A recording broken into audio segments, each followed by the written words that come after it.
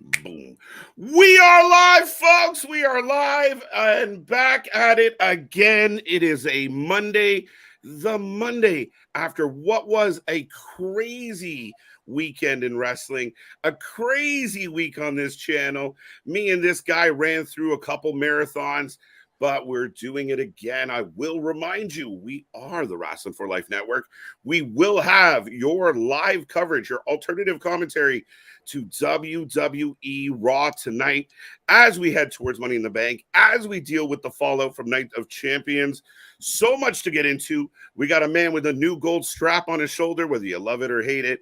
We're going to talk about it. We're going to get into all the pay-per-views. We're going to cover it all, folks. So strap in, strap on, grab your snacks, grab your feel-good, put a smile on your face, and let's go.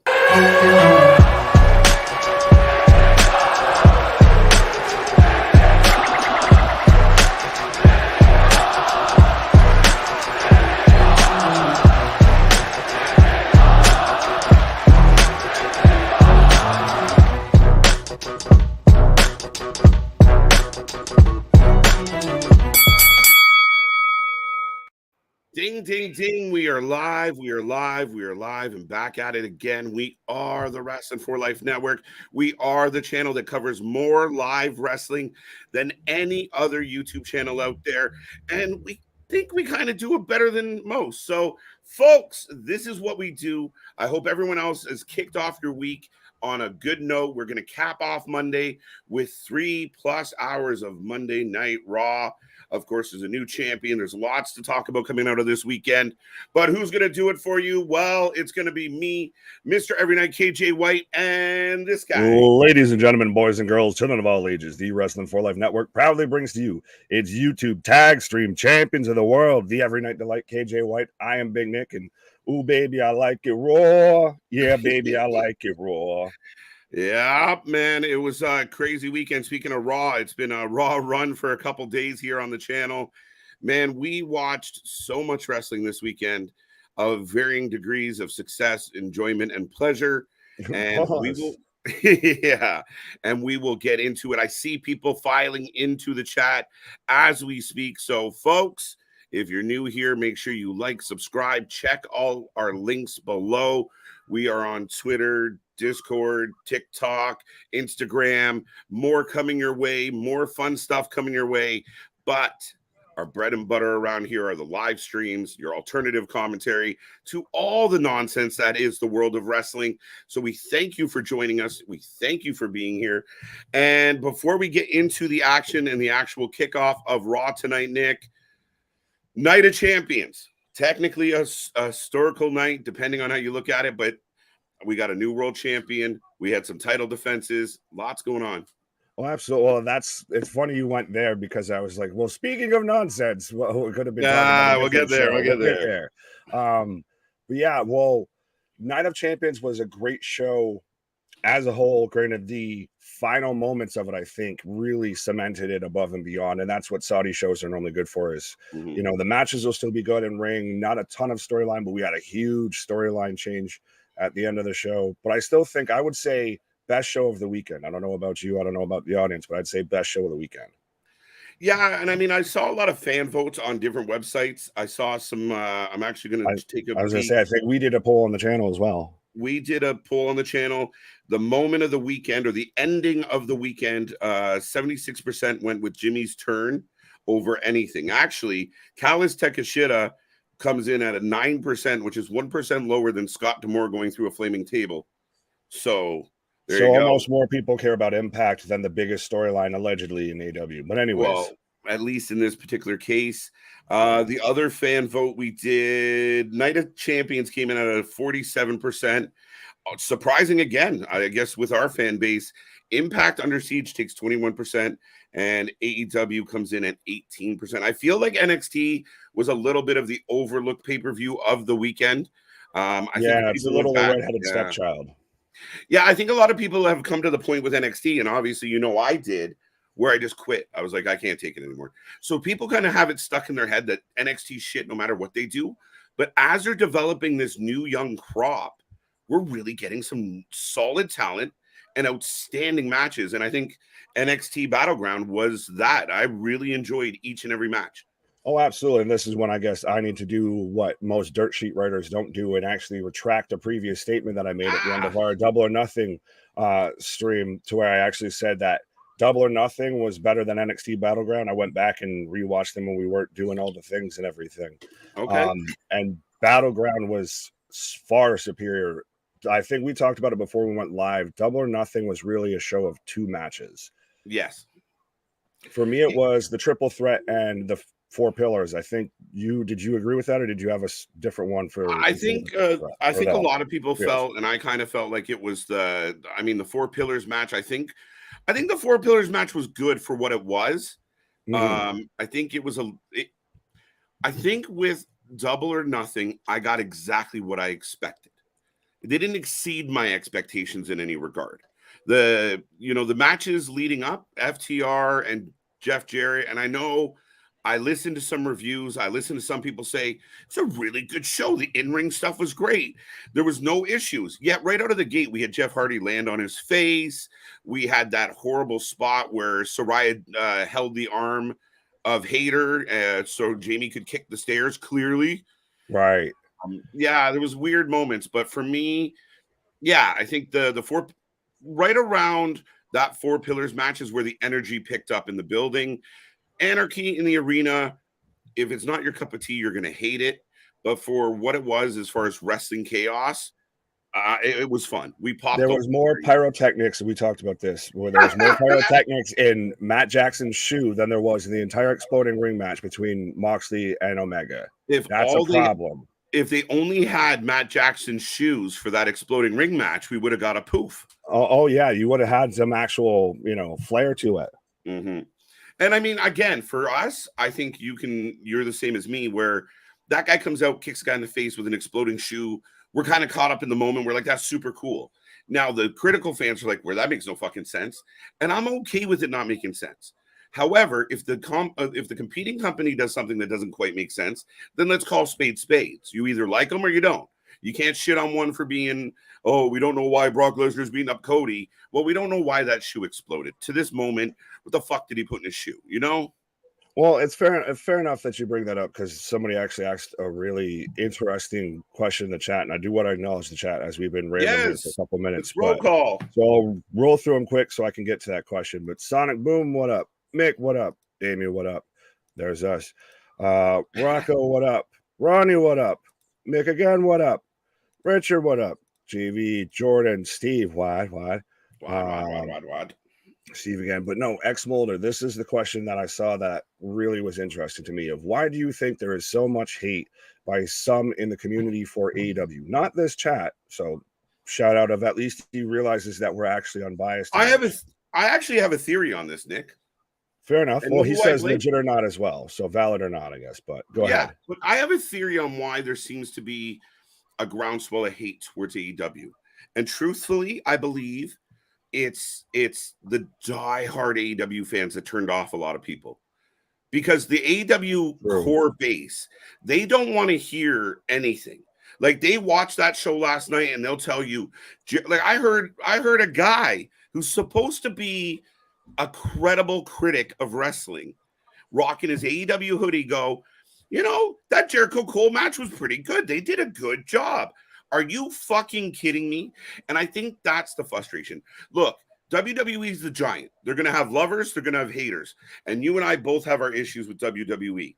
Right. But I think it's that tribalism of the Bucks, Kenny, Tony Khan, they can do no wrong, that makes people want to smack the shit out of them even more, because they do good shit. That's the thing, is it's the shilling, the shielding. Granted, now it does go both ways, but I think that I almost want to say the AEW fan base audience is a little bit more vocal and a little bit more aggressive and a little bit more, politely I'll say, delusional when it comes to not admitting any faults. So if that's the thing, is I think WWE fans still, and I'm not trying to pick sides here, but they know that there's going to be faults. Not everything's going to be great, but there's some stuff that's really good, and they'll admit when stuff's really good, and they'll admit when stuff's really bad. Yeah, and not always. There's extremes to both. Right, fair enough. But AEW seems to have a lot more that go to that extremist edge there. Yeah, I think like when I'm posting online and such, and I'm trying to get my opinion out there, I can say like, oh fuck, this Triple H booking is not great, and people are like, oh, I disagree, da da da da da. But if I'm like, oh, that match tonight between Kenny and whoever was shit, people are like, you should fucking die, and that's a different animal. That's a different problem. Like that's, you know, tribalism at its highest, and you do have certain people out there, personalities that are trying to beat one drum or the other, and I think that's why it's become so polarizing. And I think, you know, you see things where like you can be a fan of something, and you and I prove this every fucking night on this channel, right? That you can be a fan and still go, why did they do that? And you and I sat on this stream for months praising Dynamite. Dynamite was the #1 show every week, and then it hit a wall. Tony ran out of stories. His 2-year plan had come past. Now we're going into the 5th year, right? We just had our 5th Double or Nothing. And this was one of the weakest cards he's put out there. Undeniable. I think it starts to become a trend that the AEW pay-per-views have gotten significantly worse. The ratings, you have to admit, have gone down. Granted, yes, they can use the playoffs and all of that as well. Oh, shit. But the domestic viewership is starting to just dwindle to that hardcore core audience and not gaining anything new. Yeah, and I do think there's an age divide amongst kind of like the AEW hardcore fan base and the WWE hardcore fan base, where I think the WWE has more of a range, right? You have younger kids coming up learning what this is. You have the older guys, and everybody kind of leans towards WWE because of its long-standing history. But it's almost like this, you know, the Gen Z has kind of got their hands on AEW, where it's like we think it, therefore it is, and we don't want to hear anybody give us an opinion otherwise. And I think that's where some of the frustration comes from, because if you're a casual fan, you tune in and you're like, what the fuck is this shit? And then somebody tells you how stupid you are. And like I said, and I don't mean to keep picking on certain people, but there's a guy who does reviews that he knows what the counter argument is to what he's saying. And every time he expresses the counter argument, he goes, oh, and the people are going to say this. Instantly demeaning any outside opinion outside of, we think this was awesome. But that becomes frustrating if you're just a casual fan that wants to love wrestling, but you're watching something. If you watched Jericho, if you tuned in and you're like, fuck, I remember Jericho, I like him, and you watched that match with Cole last night, you're leaving, you're tuning it out going, I don't know what that fuck, why am I watching this? Right. Well, I was going to say, well, speaking of opinions, I'll get some opinions from the chat here and everything. Steve saying, Shawn Michaels said NXT is now to develop good young stars. It's kind of always been. Yeah, they're kind of getting back to that, I think. Clay's talking about how he's watching NASCAR and then the Celtics game, but at least you got us on in the background. So you may not be watching the wrestling, but at least you're watching us. I want to know how many screens Clay has. Clay is always watching like 9 things. He's the dude in the Matrix there with all the screens and everything. Just intaking all that info. Well, him and Damien both. They're both like that. They're just roommates. They share the screens together. The biggest disappointment for Double or Nothing was Cole versus Jericho. Yeah, Sabu was there for a hot minute, a cup of coffee. And how do you have unsanctioned match end by referee stoppage? Man, I had issues with this whole storyline. And again, I think Jericho spelled it out for us.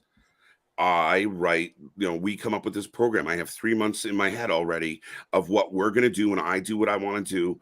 And when you don't have quality control, it doesn't work. It doesn't go well. And this is proof of it. The storyline for Adam Cole's been shit. The angle was shit. The match turned out to be shit. And none of it made sense. There was so many spots that were convoluted and just oversights on bad. You're not writers, and they're not delivering good story because of it. But wait, there's more, because that's going to keep going, allegedly. Yes, that made me even madder. KJ Nick, do you smell what is the cooking? What? What you trying to say, Mick? The what is always cooking on this channel, Mick? Right, what? Greg, what up? Rory, what up, homie?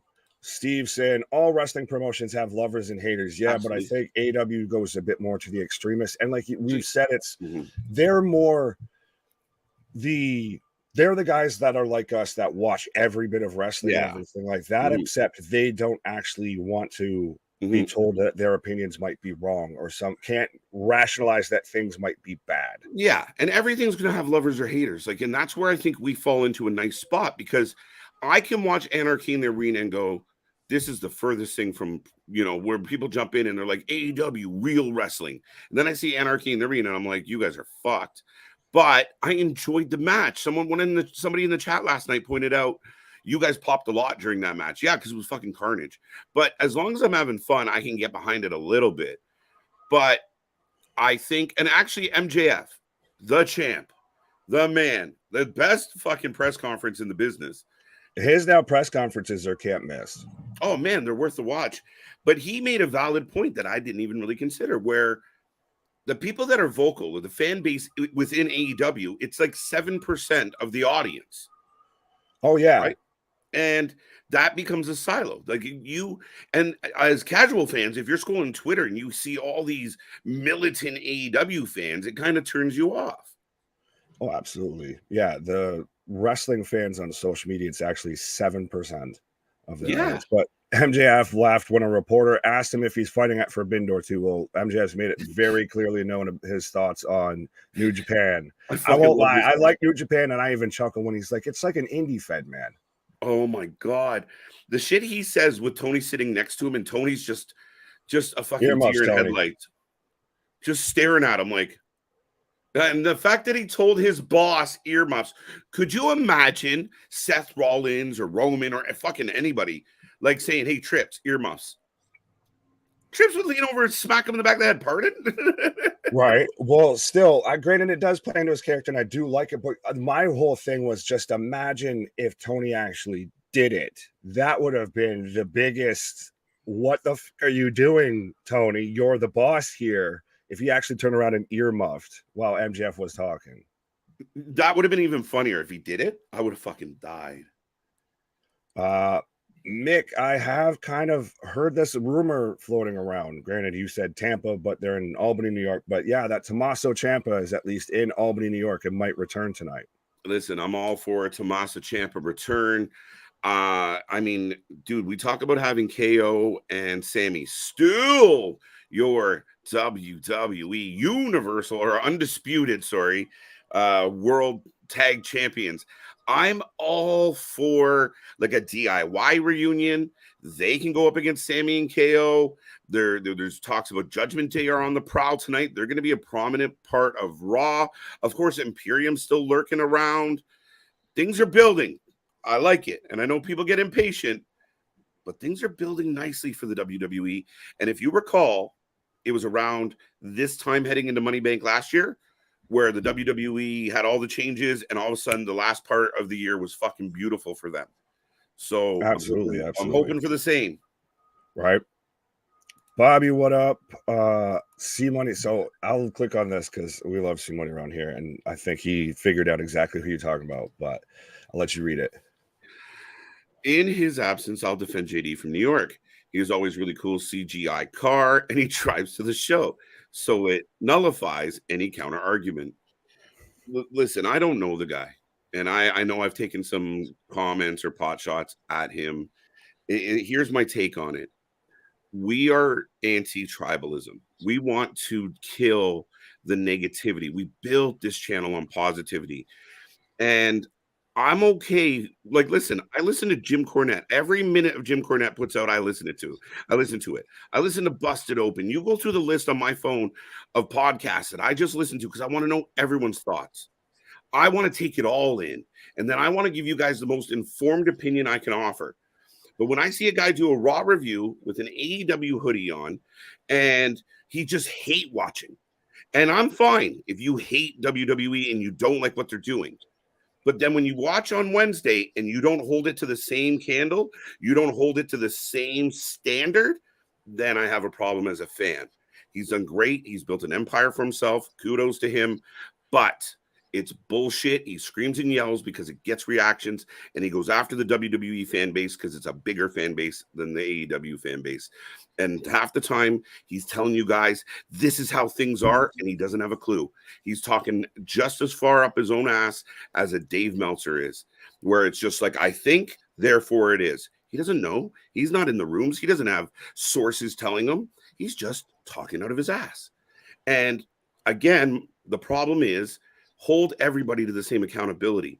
If you're going to tune into Jericho and fucking Jericho and Cole, or you're going to watch the build of Jay White and say that anybody that thinks that there's problems with that is a fucking idiot, well, that's not the case.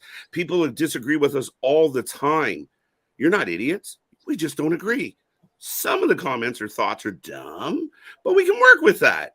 And that's what bothers me the most. Get that guy out of here. Fuck that guy, just for having a difference of opinion. And when he presents it, he always demeans the counter argument. And truthfully, I would love to sit on screen and go toe to toe with this guy.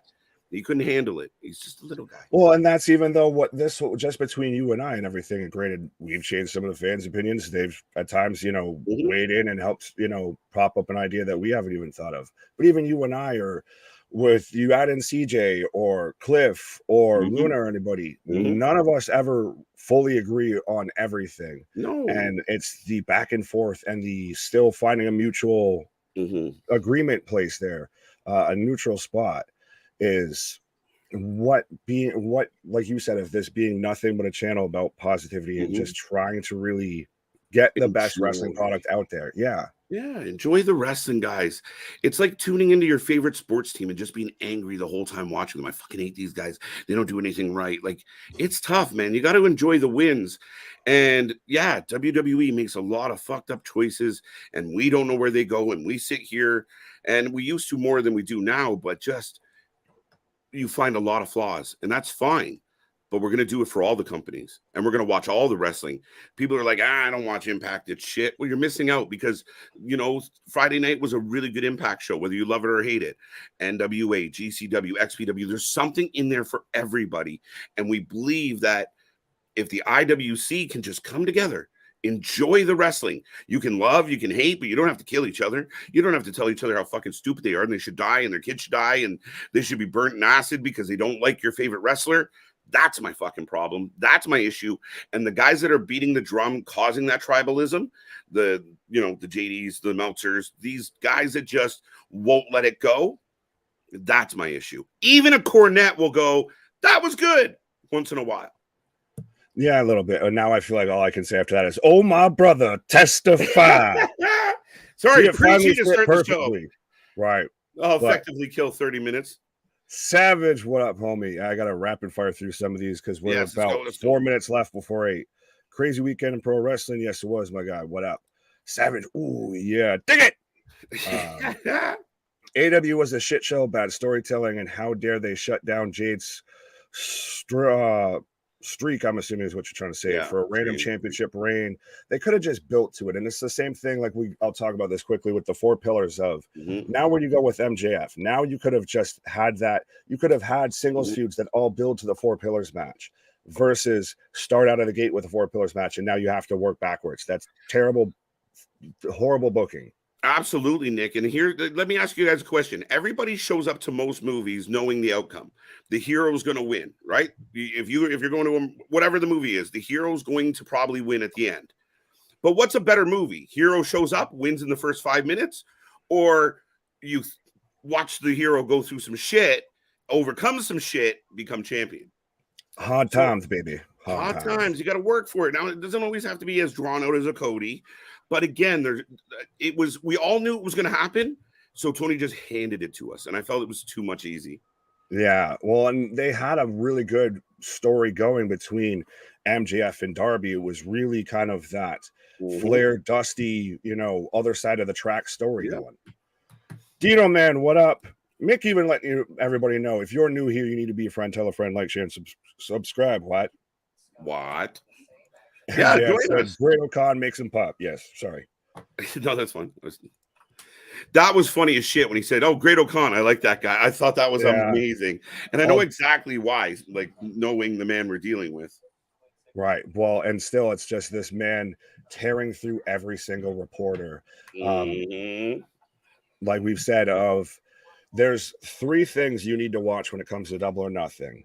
I still say it's the trios match, and did you really like the trios match? I really did, and especially because Max's whole rap of wow, about Buddy, and then when he gets being a cucked by cuck for Dom. Dominic. Ooh, ooh, Yeah, that was good. spicy. Obviously the 4 pillars match was great. You kind of liked Anarchy in the Arenas, so I guess we'll say there's 4 things to watch. And then the MJF portion of the press conference is always can't miss. Oh, he was outstanding. Listen, for Anarchy, it was exactly what I expected, so I tuned in ready for bullshit. It's kind of like when we sign up for a GCW show, Nick, and we know we're about to get some fucking nonsense. But we're that's where we're at. It's like when you tune into cartoons, you expect some fucking slapsticky bullshit. And I love it for that. I don't sit there and watch a cartoon and think, why are they not fucking, reciting Shakespeare on this show?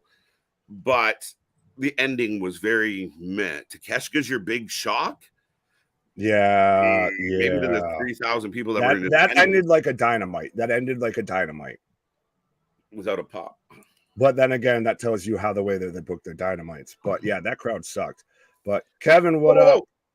I know we're getting really close to punch time here. I do want to talk about what you just said about the crowd sucking. And I've heard a lot of other people, like last night, a couple people that reviewed the show were like, the Vegas crowd was shit. Guys, it's not the fans' job to show up and be entertained or like to get themselves jived up. To blame the fans for not being excited or being flat. Oh, it was a flat crowd. You were in Vegas. You weren't in fucking Pentucket. Like you were in fucking Vegas. The fans, listen, they were live for Anarchy in the Arena. They were on their feet for the 4 Pillars match. So the other stuff, they weren't flat. They were bored. They were unentertained. They were unamused. I will give you credit with that. I wasn't blaming the audience. Granted, no. You just triggered me. I know, I get it. What, like 500 of them that were there, depending on the picture that you see. You either see a very empty arena or about a very in-tight shot of a very full arena. Right. But I'm getting the kickoff here now, sir. I got Then coming up right now. But Steve, what up? Kevin, what up? Aaron, what up? Michael, what up? Rocco out here saying, I'm sorry, but to me, at Double or Nothing, to me was a Dominic reference. Plus, JD is the biggest AEW, or Mark Point said. There we go. I'm not going to touch that, but I gave my opinion, and I hope it was a respectful opinion, because that's what we want. Now, I disagree with somebody, but we are kicking off the show on to more positive vibes. Thank you for being in this chat. I see 30 plus already tonight. We had one of our highest averages for a 5-hour show last night. We were really thrilled with that. And we're getting a recap of Night of Champions, Nick. Absolutely. But Rory says real quick, I feel AW starting to show some cracks in the old armor. WCW. Not that they will fold or anything. Yeah, Tony's got too much money to stay afloat. But it's kind of like the WCW issues when they pit it against WWE. Been saying it, and finally people are catching the on. Do you know what the WWE has always had? And we talked about this before, Nick. It's just it's stamina. WWE can go forever.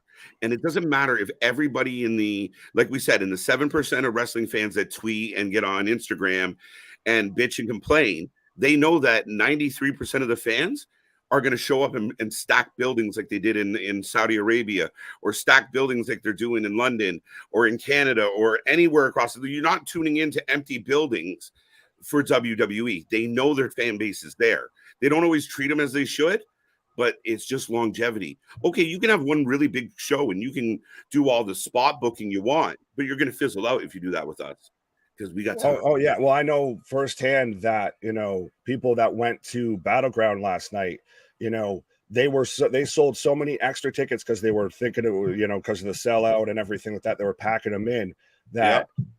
Some people's seats got sold that they got sold seats that actually they shouldn't have. So then they got upgraded into even more seats because it was that much of a packed out house. Good. And that's what you want. I want all the wrestling to be banging.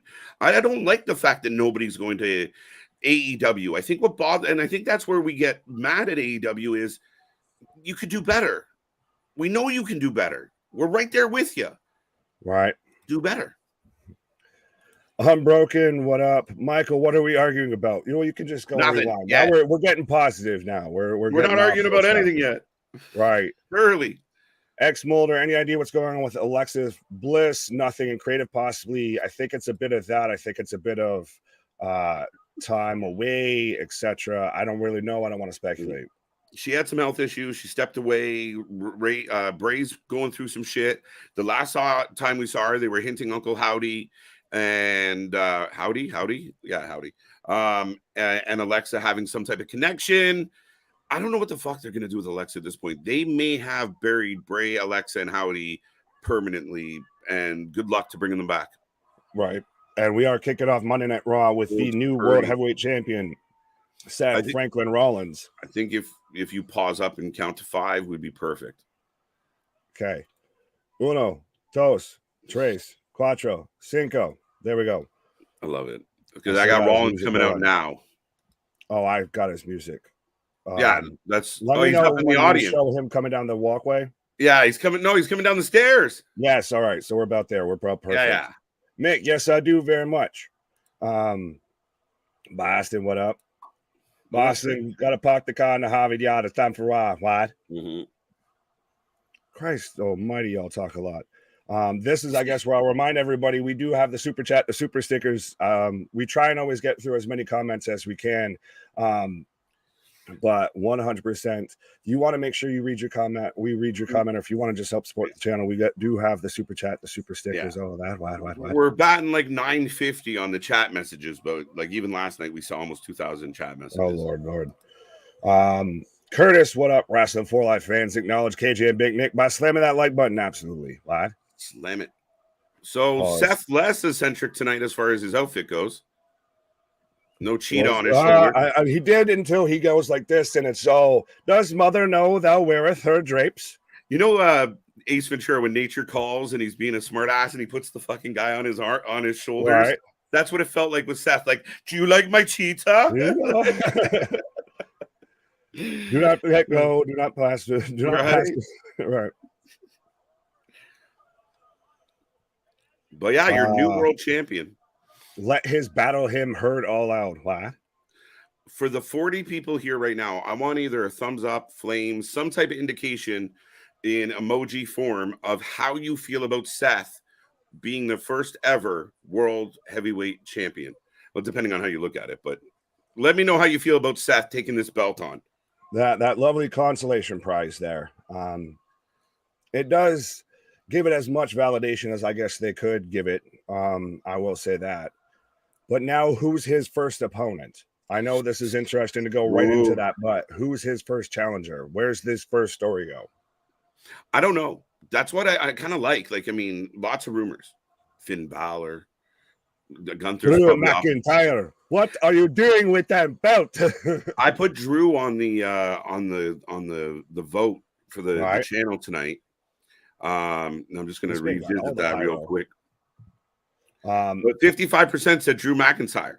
There we go. Well, we might have kind of sold that a bit here. Yeah. Aaron, the Shield entrance. Yeah, a little bit of the Shield entrance there. Right. Ratnick saying Seth still wearing Becky's clothes. Yeah. Very much so. Becky went back to being the man, so now he's got to turn around and we bought all these outfits, Becky. Someone's got to wear them around here. Yeah, now he's just dressing like the man's girlfriend. Wait, I'm so confused. Scott Woodford, Seth Rollins, BCC confirmed. Wow. Oh no, because he didn't come out to wow thing. You make my shut up, Nick. We're being positive, right? Yeah, fine. You can have that. You can have that. That ain't even what I'm mad at. I got to be honest, guys. I don't know how many more times I can listen to the song "Wild Thing" anymore. I don't know. I might have hit my max. Right. It's ruined the Major League movies for me. Ruined But that scene where the owner is sitting there and she's like, I hate this fucking song. That is me incarnate right now. Someone needs to make that and just have it be like Kenny's face on that right now. Right? Every time he hears it, that's what it should be. Yeah. Song. I hate this fucking song. Yeah, I'm over it. I thought it was kind of cute when he first did it, and I'm always preaching more signs, more sing-alongs, more audience participation. We need more rocks and Austins. What? The fans love that shit. Yeah. Instead of people going on in the internet and blaming the fans for being flat, give them a reason to talk to you. Yeah, but you wouldn't expect to hear the same one 18,000 times like 4 times in a show. Yeah, it gets real. Oh, well, speaking of the sing-alongs and everything, Seth's obviously got it now with his song, and instantly Albany, New York, and he's Seth freaking Rollins, and you deserve it, champ. Deserve it. And he does. He's earned it, man. He put Cody over like a motherfucker. He's a stalwart. And he doesn't give you bad matches very often. Well, and he said it perfectly, especially compared to a former Shield mate, like what he came out with the same entrance tonight of Roman Reigns. Of he's the Brett to his Austin. He's the Triple H to his Rock, that type of counterpart. Larry's got a funny comment here of, why do you think I repeat the Randy Quaid? Wild thing, you make my butt sting. You make everything brutal. Well, that's why I always say with Tony Khan, you have no marbles. Yeah. All right, I can turn my shit up a little bit, I think. No, you're good. He's cutting a promo right now. Is Seth? We good energy. Deserve it.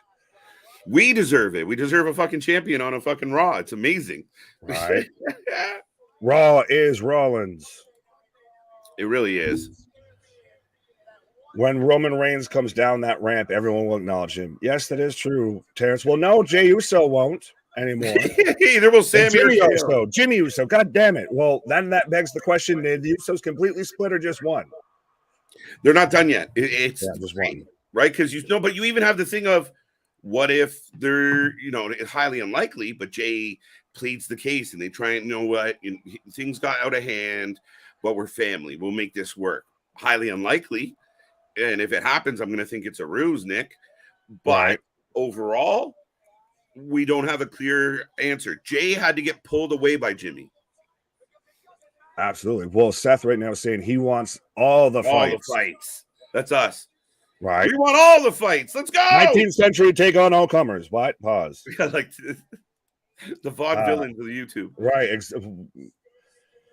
I was going to say, at least maybe. So are you Gotch or am I the drama king there for the vaudevillains? I think if the nickname fits. Yeah.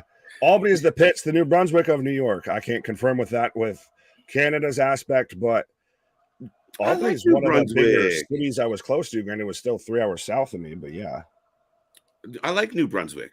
Albany, New York is more like fucking. Oh, but he's supposed to be on SmackDown. Man, and I can see people's Twitter thumbs ablazing right now. Unless AJ's here just to say congratulations, what the fuck are we doing? Look, I'm with you, Boston. I can't defend this shit anymore, Nick. Right. As AJ's coming out right now. It better just unless be like it is of we had a hell of a match. Good on you. Hope you do well. Right. I love it. I finally have a member YouTube channel here. Well, absolutely. And everybody else, you tell everybody else they need to come over here too, Meg. Be a member. Right. Be a friend. Be a member. Tell a member. Right. Pause. What? Don't tell people about your members, folks. No. Is what I think we're trying to say here, respectfully. Don't use your member to attract members. Unless it's never mind. Let's move on. AJ and Seth here. I'm just digging. Yeah. Just a little bit deeper and a little bit deeper. A little bit deeper. Willard, AJ must be lost. Maybe. Well, I mean, at least he didn't bump into the stage sign or anything like he did that one year at WrestleMania. Oh, okay. Wait, he did address it right out of the gate. I know I'm supposed to be on SmackDown, but I couldn't resist. All right. Deep breath, folks. Woosah. At least they acknowledge their step away from your Twitter. Take a breath. Everyone put your cell phones down. They should have just given him a visitor tag like fucking Paul. Yeah, well, I didn't notice that until you pointed it out, and now it's amazing. Oh, it's fucking unbelievable. Like that just shows you where his mind goes of like, well, people are gonna say I got drafted. Anybody got a visitor sticker? Like, just smart, bro. Right. Oh, and AJ says you deserve it. That's it. He's getting the rub. Right. Yes, he's on the wrong show. Oh, I don't think you deserve anything. Oh, wait, what? He changed his mind. Shout out Seth out here, by the way, in the Versace Sage here. You earned everything. You thought he was. How about a little heel turn tease for you there? Ooh. Well, saved, KJ. We've been saved. Yes. For now. The guys, I'm begging them to fucking get their shit together with this brand split. I'm begging them, but I'm only one man. But we can build an army. Right. Bash, what up? Whoa. AJ Styles is there to party. Yes. Larry, what up? Don't be a twit. Don't do twit. I like that. That's better. Don't be a twit. Don't do twit. Oh, it's crazy to see how much bigger Rollins is than AJ. But that I think that, well, that's always been one of AJ's AJ's real big advantages, though, too, is because, well, remember, he was the X Division guy that built himself into the main event guy. Are we going to get Seth and AJ in a tag team match tonight? Yeah, we were warned. Probably. Get him, Dom! No. This is how you're going to set up Finn versus Seth for the belt. Yes. Sorry, I kept staring over at Rhea. No, I don't mind how like Finn comes out. He's faking the puke. You know, this is disgusting. And we were told that the Judgment Day were going to be on the prowl, not just for the world title, but they were going to go after tag titles. Like they want them to be prominent. Well, fun fact, speaking of the Judgment Day, Rhea's actually the only, not including Impact, on Saturday and Sunday, she's the only women's champion that went into the show and left the show with her championship. That's Bianca lost, Jade lost, Hayter lost. Tiff went in without a belt. Right. Yeah, that's impressive.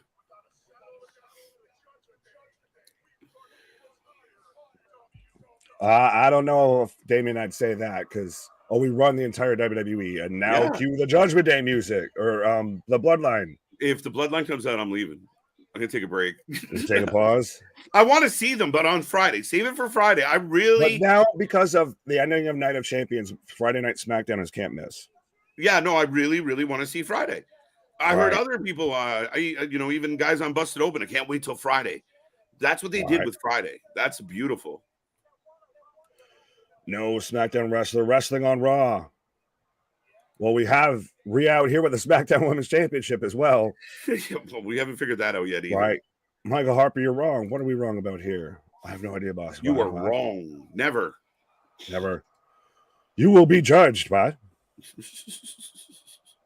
Not by you. Oh, great. Look who's here to rain on his parade. Whew. Put him up. Dom reminding AJ that he beat him. Yo, folks, we're creeping towards 100 likes already on this stream tonight. So keep that coming. Thank you. Well, this is though still when Dom or somebody on Judgment Day, as Dom still getting the biggest reaction out of everyone outside of maybe Seth so far. But do they mention about Dom getting mentioned at Double or Nothing on AEW? I don't know. And some people have said, like, man, I do kind of feel like it's been a lot, Nick. A lot of little funny pot shots, but you call it the way it is. We know you break down that fourth wall. It was funny as fuck. I couldn't believe he said it. AJ is saying, did you hear that? It almost sounds like they challenged us. Yeah, are we going to get AJ and Seth in the main event? It's so weird. Main event tonight, as what Seth's saying, of my show, Monday Night Raw. Seth and AJ versus any two members of Judgment Day. Monday Night Rollins. Radnick, you're killing me. It's not dead. It's just on life support. It's not dead. It's just, yeah, it's kind of having a fucking. It's got Tourette's. It's got like it's No, all that's over the Tony. fucking Damn it! place. Wait, will Becky back them? Maybe if Ooh, Rhea comes out to try and show up, that's where Becky gets involved. Granted, she's still got the whole Becky's Trish busy. thing going on. Yeah, Becky's got and to now beat up with Zoe Tony. Stark's involved. Oh, And we're going to tonight, find out more tonight on Raw, too, on the end of the Bloodline. So maybe. All right. So we're doing CPR right now on the draft. Still, while it's on the, what you hear the Elizabeth, clear. fuck, they just won't stop fucking with me, and it bothers me. And then again, for our fans who've been watching us, we're not fucking letting WWE off the hook. Nick, especially on this one. I've been trying to like hopium the fucking existence, and they're not helping. They're not helping. Not even a little bit. As we're getting Shinsuke versus Bronson Reed for a Money in the Bank qualifying matches. Right now, I've got my favorite Fighting Irishman, Ricochet, coming out right now. Is Braun injured? Or I don't know. Maybe he's just like, Braun, stop throwing me around everywhere. So you just kind of step away for a little bit. I just feel like the last couple of weeks we've got Rick without, his. We had one half of the O'Shea brothers. We had the Little Giants. We need the Dallas Cowboys out here. Yeah, we haven't seen that much of Braun the last couple of weeks, but I will say this, and because I know other people are going to say it, Nick. Mm-hmm. The minute you see Ricochet versus Miz, you cringe. Stop putting Miz in the fucking tournaments. Stop putting Miz in the fucking qualifiers. Stop using Miz in this regard. Pick two people, Ricochet and somebody, Johnny Gargano, somebody else, even if there's no intention of that person winning it, and give us a good match. But the minute you see Miz, you're like, oh, all right, there's going to be 4 minutes to fucking Ricochet entering the match. Great. Oh, so you think that it's clearly so, because that was going to be my little counterpart to it. It would be, well, Miz is a former world champion, so it does lead some credit, some credibility to it of, hey, Ricochet beat him, so hey, you beat a former world champ going into that. Of maybe it's a little bit of a leap pad there, but I get what you're saying. If you keep jumping on the same, hippity hop spot, it eventually starts to wear out there. Miz is just a placeholder in these shit. Like, I think there's a place in the company for Miz. I think there's a place in the company for like a Dolph Ziggler. But the minute you include them in this shit, they're not winning. They're not going to qualify. That's my humble opinion. This is a waste of time. Well, then fair enough. Does anyone think that the Miz is going to win? I guess to counter KJ's point here. We will take your predictions, folks. Right. By the way, our prediction champ this week, ironically, ends up being Boston, I think. Insider trading. People are going to say insider trading right now. He was the only one that came out of. There was 2 people that came out of Saturday, but we're going to do it one-off shows moving forward. But I'll put it up. He can defend his title at the next pay-per-view. There. So I guess, well, it's only fitting that the creator of the belt is the inaugural champion, I guess. Right. Shout out Boston. But D. Davis, what up? New name around here. Yeah, what's going on? Ricochet for the win. Miz a bridge now. So see exactly what you were saying. Now it ties into Boston's comment as well here, Nick. The bigger one there. Oh, gotcha. Like I hate Nakamura and Bronson Reed match. 2 guys that both should be in the match, but not everyone can be. I'd rather have that. Like I'd rather have Ricochet versus Damian Priest. If both guys can be in the match. That's what I want. Like I want like Nakamura Bronson. If Bronson wins and is in the ladder match, great. If Shinsuke wins and is in the ladder match, great. But if the Miz wins, we're all going to be like, fuck. I want 2 solid people to fight for these spots. The Miz is a waste of time. Fair enough. I guess it's a little bit to an extent of how I was arguing of how the tournament for the World Heavyweight Championship should have just been Raw exclusive. 100%. Of that. You should use it to build other people, and you can still have it of.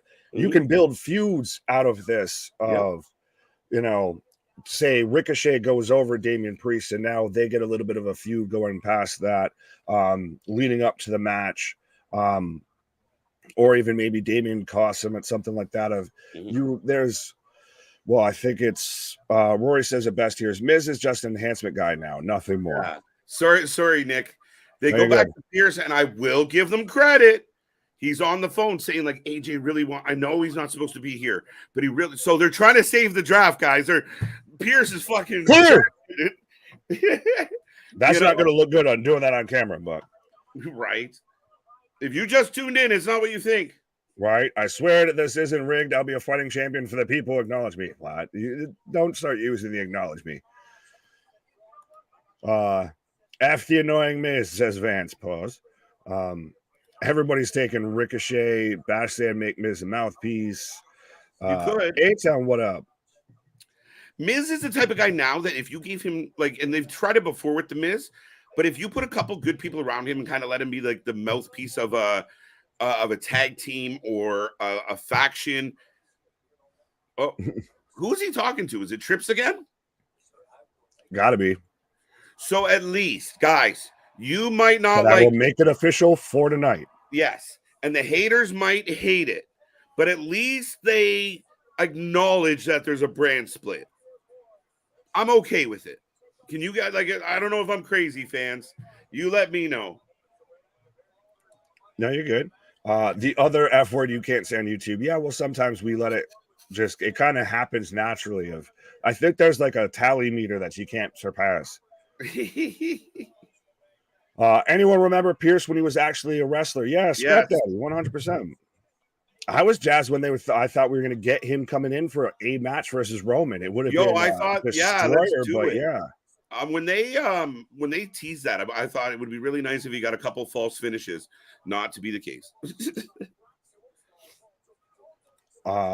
As KJ is going to take a pause for the cause. Do you always need a feud? Can't you have good wrestlers compete once in a while? Yes, you can, but when you're still, I'm not saying it has to build to a feud, but especially if you're building it to where it's got to be, it's a qualifying match to what should be a big spot of. There's only 6, 8 spots in the. Oh, Ricochet catches himself on the big kick to Miz. But there's only so many spots in the Money in the Bank qualifying match, and you've got to split it now across both shows. So there's really only 4 spots, say, for Monday Night Raw. And that gives you an opportunity to cash in a world title shot at any time on any champion, all of that. And if we're looking at this strictly kayfabe and trying to look at it a storytelling sense, you would want every match to seem like it's, you just want 2 guys that going into it, you feel like they're actually going to come, they stand a good chance of winning, and you would be excited if they're in it. Like Bronson Reed versus Nakamura is a prime counterpoint to this, of either guy you want to win and you want them in it, because either way it would be cool. No one's really pulling for the Miz. No one really believes the Miz is going to win this match. And even if Miz got into the Money in the Bank qualifying match or into the Money in the Bank ladder match, does anyone think the Miz is going to win it? I think not. Hugh Miz did a Hurricane Rana. Well, he tries sometimes. As I've got Miz dumping Ricochet over the commentary table. So again, folks, if you haven't done so already, and I don't think I've missed too many of them, but I think everybody's taken Ricochet in this one. But if you haven't given us your prediction, make sure you give us your predictions in the chat. See, Jordan's taking Ricochet. Victor saying, yeah, I had to work yesterday. Well, you can go back and watch this, my guy. It's so good. Change your pants? What? What you talking about, Aaron? What you talking about, Willis? And Miz now grabbing at the face of Ricochet. As we go again into a commercial break, that's really the spot that we used to cut into. We just went from a commercial break from Ricochet's entrance, came back to the whole backstage stuff with Adam Pearce, had the match kick off in our cutaway to a commercial spot. Is the Miz grabbing at Ricochet's face. Is we're about a half hour into the show already. Oh, sometimes the pacing by Kevin Dunn kills me.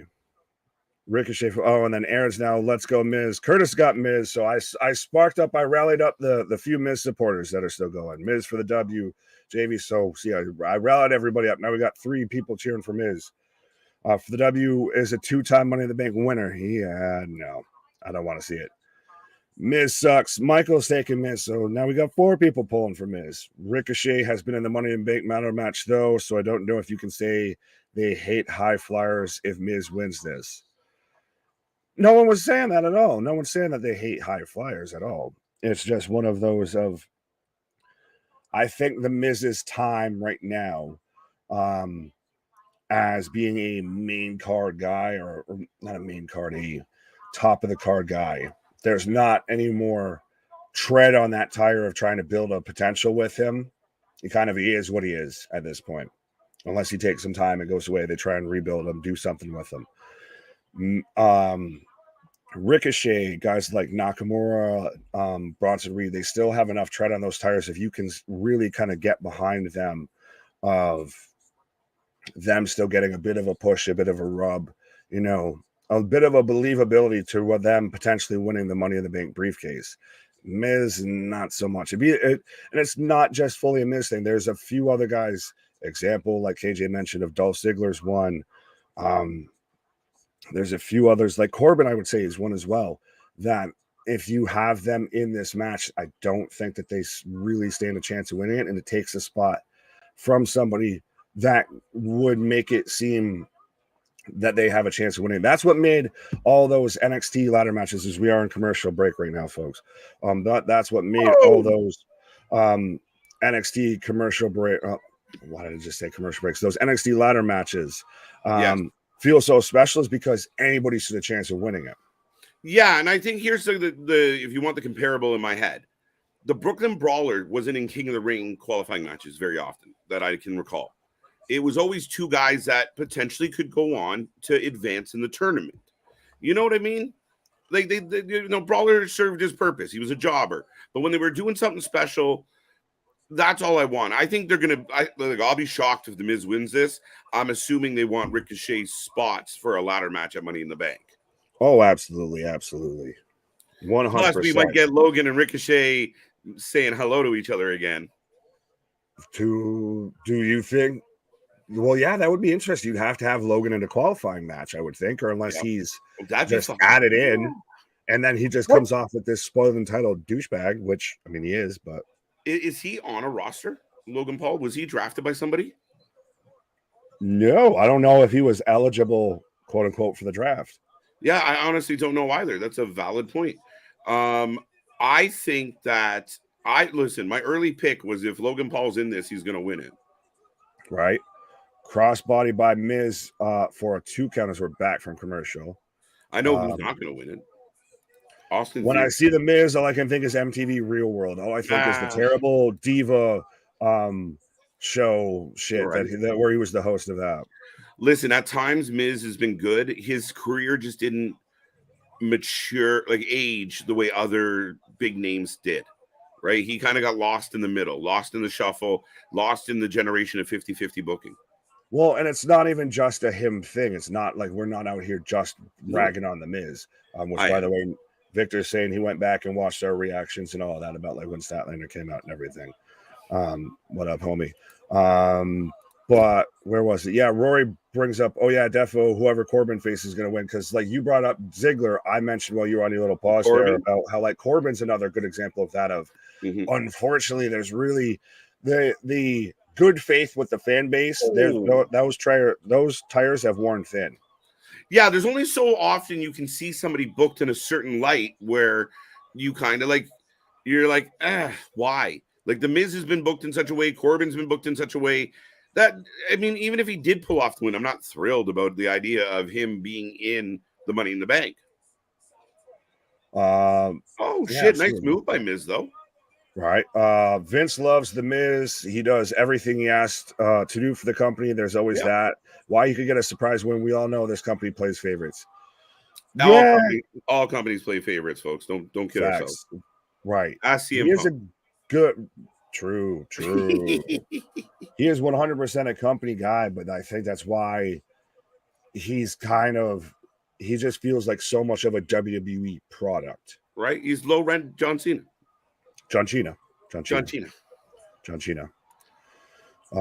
As Lone Wolf gimmick was cool, now just a jobber. Yep. If they could get back to the lone wolf thing, like he kind of snaps and says, "I've had enough of fucking around, and I'm gonna kick heads and take names and come out, come back out to that music, that entrance." Wow, Ricochet just kicked the shit out of the Miz. Back kick. Selena del Sol! I fucking love that move. Well, it was a little bit like that. He didn't get it fully, like the split, the leg split there. He just kind of, it was almost like a cutter on the end. I like it. I'm okay with it. Right.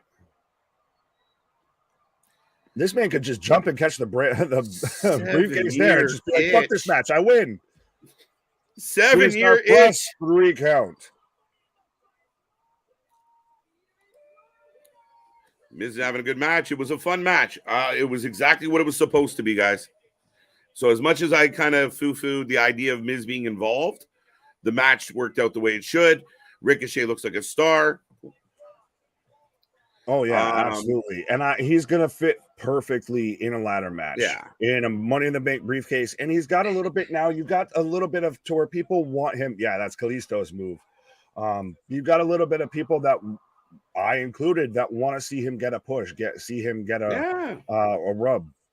He's a talented guy. And if you think of a guy like Ricochet taking on Seth, I would pay money happily any day of the week for that matchup. With a bit of a build behind it, absolutely. Yeah. Like, that's what the fun part of Seth having a title now. No matter what we think, secondary, whatever, and the booking last night or on Saturday kind of supports secondary. But the idea that we could get Seth versus Finn, Seth versus Ricochet, Seth versus blah, blah, blah, blah, blah, blah, blah, blah, Ciampa, and so on. And it's going to be a work rate, insane, high-level match. Oh, absolutely. Well, and it's as much as it does, I feel slightly, I don't want to say it diminishes Roman's reign, I guess pun intended there, but now not all roads lead through Roman as far as being a world champion. It's true. And again, if you are going to actually stick to the brand split, it's important. That all being said, I was going to say, I'll let you have this moment with Trish right now, because the last time I said anything slightly negative about Trish, I feel like you got all sorts of angry here for a minute. If any Trish haters are showing up in this chat right now, you're going to have some beef with your boy. But Nick is going to grab a quick pause. Trish Stratus is heading to the ring. Obviously, we expect her, to explain how Tony Starks fits into all this. We obviously have the vibe and the sense that Becky versus Trish is going to continue. We'll see what this means. Does Lita return into the fold? We'll find out, folks. Now, I see this chat blowing up. Keep it coming. Keep the chat going. We built this channel on the chat, and I will remind everybody who's watching right now, we watch more live streams than anybody else. We are here for all the shows, 7 days a week like last week. We do not stop. I think we work like 312 days a year. Folks, we appreciate the love. We're coming up on 2K. Last night was an insane night. We've passed 400,000 views. We thank everybody, but make sure you like, subscribe, share, tell all your friends. If you want the alternative commentary, if you want the best reactions to all of wrestling, this is the place to do it. With all that being said, let's get back to the chat. 7-year itch, I had to call it. It's always going to be the 7-year itch to me. Shows my age a little, but oh man, that I love the 7-year itch. Pause. The Miz is one of the best guys to do a promo. The Miz has a good promo in him. Yes. I think my issue with the Miz is when he's kind of always doing the same. He hasn't gone away enough. Like, it's the same thing with Dolph. Like, it's been the same for a decade. I would argue Sheamus fell into that. Like, here comes Sheamus again. Now, until he found this Brawling Brutes and got over with bangers and bangers and bangers. When you see certain wrestlers for a decade plus, you're like, remember, some of our favorite wrestlers ever growing up only had 4 or 5 year runs, maybe, in the WWE. These long, extended runs are something of the modern era. Better health, better booking, less nights, less gigs. It all ties in. So, yes, the Miz isn't a throwaway. There's something you could do with Miz. I just don't like him. You saw him in the World Heavyweight Championship tournament. You know he's getting next out. So to me, if you could have booked Ricochet against someone else that you're like, what if that person got in? It might have been a little more fun. Good match, good energy to start the show, though. You fellas are right. They all play favorites. I just bring up WWE because I've been watching them do it longer. Absolutely. Gilly, you're not wrong at all. I mean, and again, it's a long-standing thing. Hogan, Michaels, there was plenty of people that's had favoritism from Vince, you know, and then some of the modern ones, Cena and such. There's always going to be that case. I mean, is it favorites or the ones you just like the most? We'll find out. Would guys like Logan Paul in the Money in the Bank match? I would. I called Logan Paul might win. Seth Rollins is now your champion. Logan Paul has history with Seth Rollins.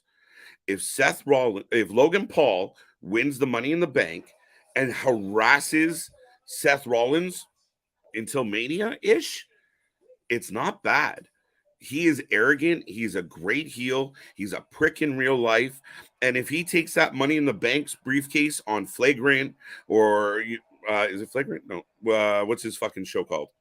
But if he always does, like if he has that briefcase with him at all times, publicity, more eyes, more people are interested, more people want to hear it.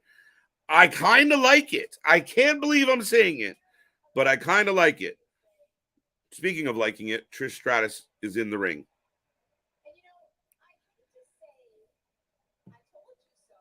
Yep, 100%. Boston Gamer. I feel like we're getting a good amount of piped in boos right now. It sounds fakeish. But Trish telling everybody she told them so. Kevin Patrick is awful on commentary. Rory, you're going to trigger me, man. I have an issue with Kevin Patrick, and it's, look, I'm sure he's trying, and I don't want to foo-foo on anybody's dreams because we all got them, but he should be in the back doing interviews, maybe. He's just bland as fuck. I need somebody to get excited. I need somebody with some energy. There's fucking chaos going on. Corey Graves is making jokes, and Patrick's just a deer in headlights, and he's just got no jam. Like, if he makes love the way he commentates, whoo, it's a long night for his lady. Do you like it? Are you having fun? Does it feel good yet? All rise, the Honorable Trish. Yeah, amen, buddy. Radnick, got you on that one. Raw off to a solid start, says Savage. I agree. I'm enjoying it. Woof, woof. Hey, if the wolf fits, there's no getting around it. It happened. Dreams come true. They do. Never give up on your dreams, folks. If you're sitting at home wondering why things are the way they are, just battle. Get up every day and battle. I know it sounds cliche shit, but never give up on your dreams. This is good for Starks. This is good for Zoe. This is good for Zoe. Shinsuke Nakamura, Bronson Reed, one is staying and one is fired. Yeah. Richard, not today. No, we can't lose either one of those guys. Oh, I got a little bit of a pause. Like the king used to say, bye-byes. Yeah, the good old days.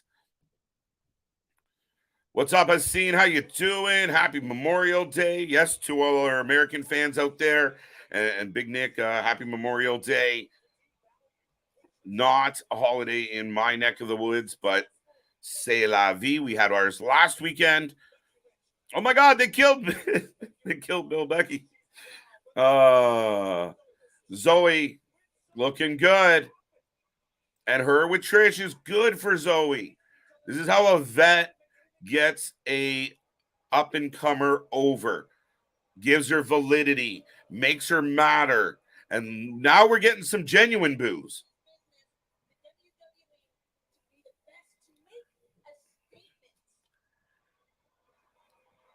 Okay, a little rough out of the gate here. Yeah, definitely unbroken. Plot twist: Zoe and Ricky are married. Yeah, they are. Are they? Like Ricky from the Trailer Park Boys or Ricky Stark? Plot twist. No, they're not. Zoe gets a rub from Trish. It's perfect. I wish I got one of those. Was that out loud? Oops. That's that laugh, Trish. Trish just has a different delivery on her heel, right? When she's a heel, she's very sarcastic. She talks down to the crowd in a very calm way. She's not yelling in their face. She's just being snarky. Very Karenish. These backhanded compliments and these sarcastic comments.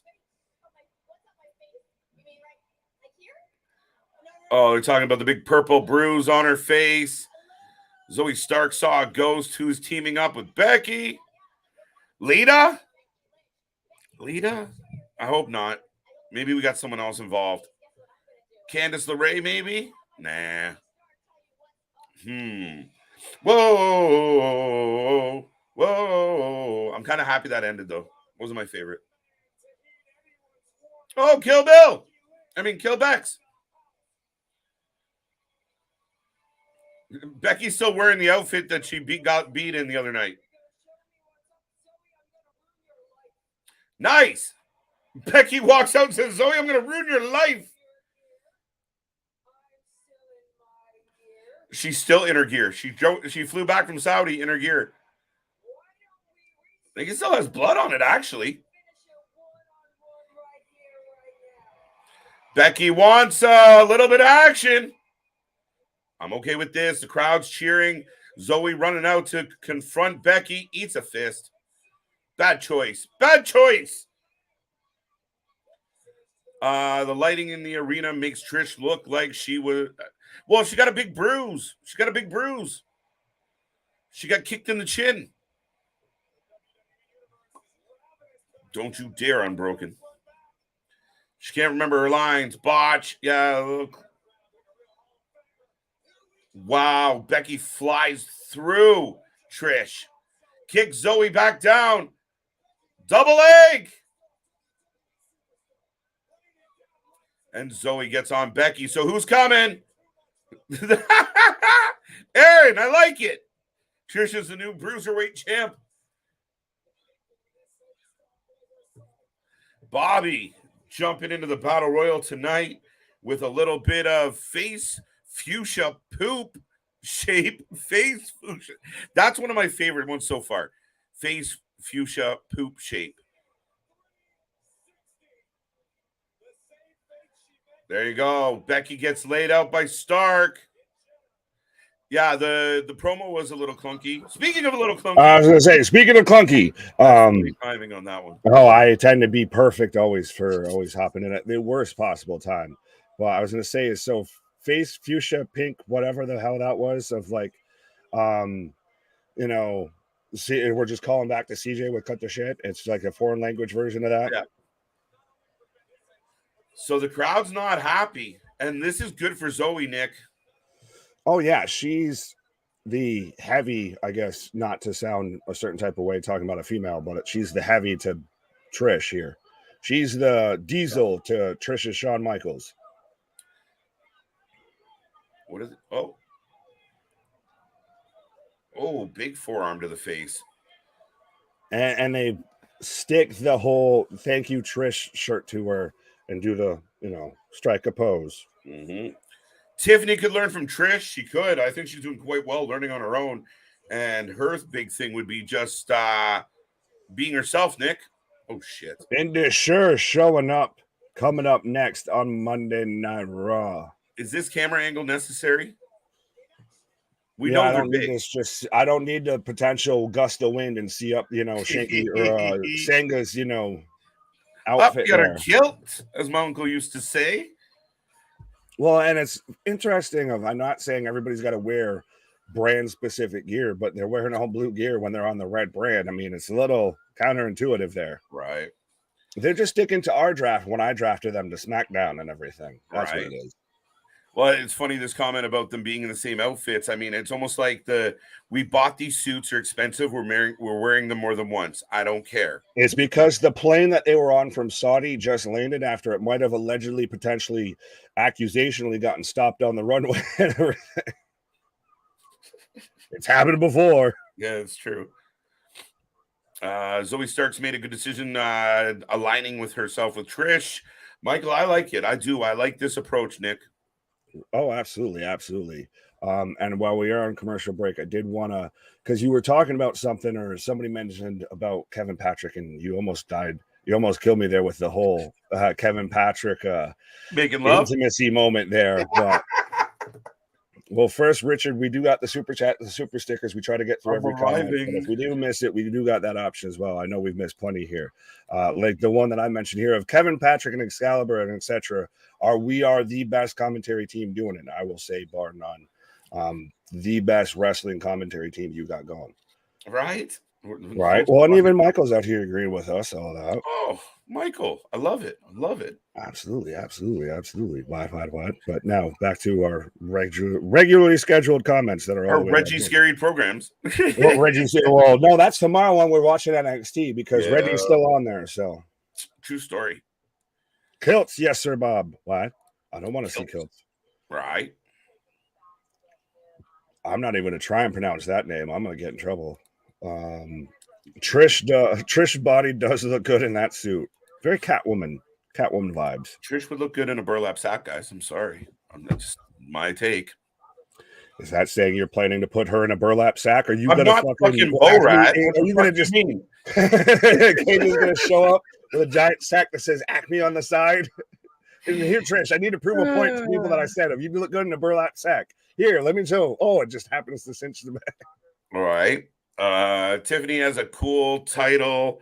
She's the 100th NXT Women's Champ. That can't be accurate, right? I don't know. No, is she the NXT 10th? Women's? No, there has not been that many. There has not been that many. No, I was gonna say I call shenanigans on that Tiffany Epiphany. Yeah, I feel like we overshot. Wow, Nick read his own comment. Yes, sometimes it's better than talking to myself. It kind of is the same, but you know, it's okay, KJ. I'll answer myself. Thank you. It was beautiful, man. I missed it. I wasn't there yet. Right there yet? You've been gone past it. The chat can't get mad at us when we miss their comment because I just proved we even miss our own comment. This man doesn't. He listens to me talk enough. He doesn't want to see any comment from me. He intentionally moves past mine. What else we got here? Trish needs a Disney sitcom. Pourquoi? Elaborate on that. I want to know why. Why? Is she like Lizzie McGuire's mom or something like that? Is that what we're doing here? What? Well, she could play Stifler's mom in the remake. Are you auditioning for the role of Jason Biggs? No, I would be Finch. Finch, yeah. I would definitely be volunteering. Don't pay me. I don't even need per diem. Just I'll show up. Right. Just I will do this for free. I'll pay you to be here. Yeah. Okay. Zoe Stark is on a plane and went home to escape to next week's Raw. It could be true, but not. No. Well, and speaking of not, C Money says, according to NXT or Wikipedia on NXT, has had 17 women's champions. So a bit off from 100. There you go. 17 makes sense to me. Yeah. Especially because most of them were long runs like Asuka, Shayna. Yeah. As I've got Indusher coming out right now. And guys, I'm all for Indusher. I don't care what anyone says. I really, truly believe that these guys are exceptional. The look, with Jinder, it's even better. These guys are a force. I mean, imagine these guys tracking down Sami and KO or uber babyface. If booked well, they have the potential to be better than Fear missed the jump getting into the ring initially. You saw that, eh? Oh yeah, here. Mr. Botch trackers out there. That's a good one. Whoa. See, and Sang is sitting there making sure he's good. I told you that's why Veer has trouble getting places. He's off balance. Yeah, he's always a hop, skip, and a jump away, and sometimes he misses it. Is that Harvey A on the main roster? It might be. It looks like it. Yeah, Big Body Javi. Yeah, it is. Big Body Javi on the main roster.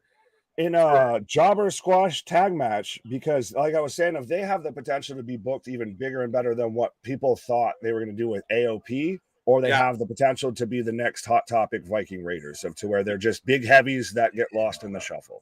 Big shout out to Botchamania on that one for sure. No, I agree with you. You actually stole the words right out of my mouth, Nick. The potential of being another Viking Raiders exists here. It's up to the WWE what they do. Squash matches, good start. Yeah, but I feel like every big heavy team starts off with squash matches. Who's the other guy? Who is this Matt Hardy clone? If Matt Hardy and Mustafa Ali had a child and they were raised by Damian Priest, is what this guy looks like. Because he's got one tattoo sleeve. Oh, it's too funny. This is rude. They do this a lot. Wow, Javi didn't really take that fucking chokeslam very well. Veer with a suck it. with a crotch chop, by the way. What was on that?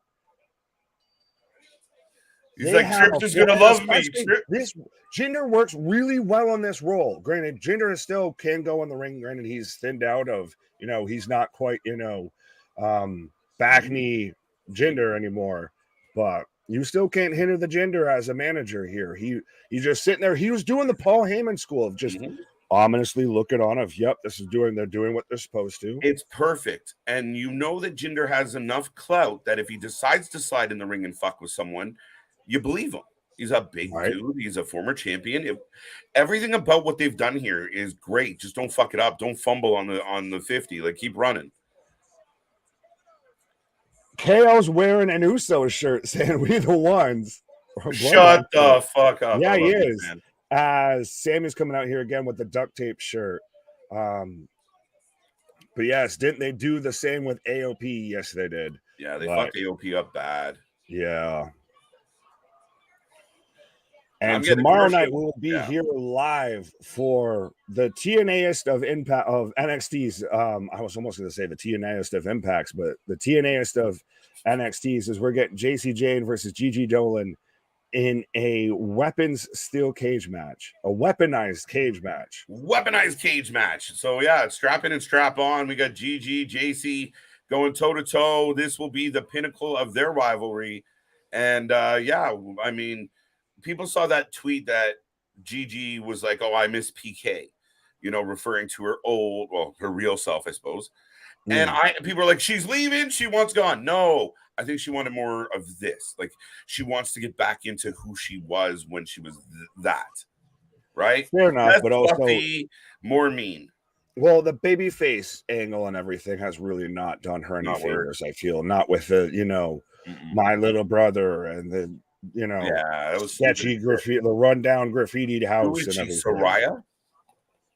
Well, I think Gigi would stand a better chance of getting that kid a job at WWE than Soraya would getting her brother hired at AEW. And that's saying something because Tony Khan will hire just about anybody. Listen, man, I don't know him ever, but Zach, I think is his fucking name. I would be a little embarrassed. It's almost like the kid from Dazed and Confused of like, take it easy on my little brother, will you? And he's like, fuck. Right. That's what it's like, is like, Soraya's embarrassing this man. Like, she's publicly like, oh, I'm just trying to get this kid a job. Like, part of me signing was so that he could work.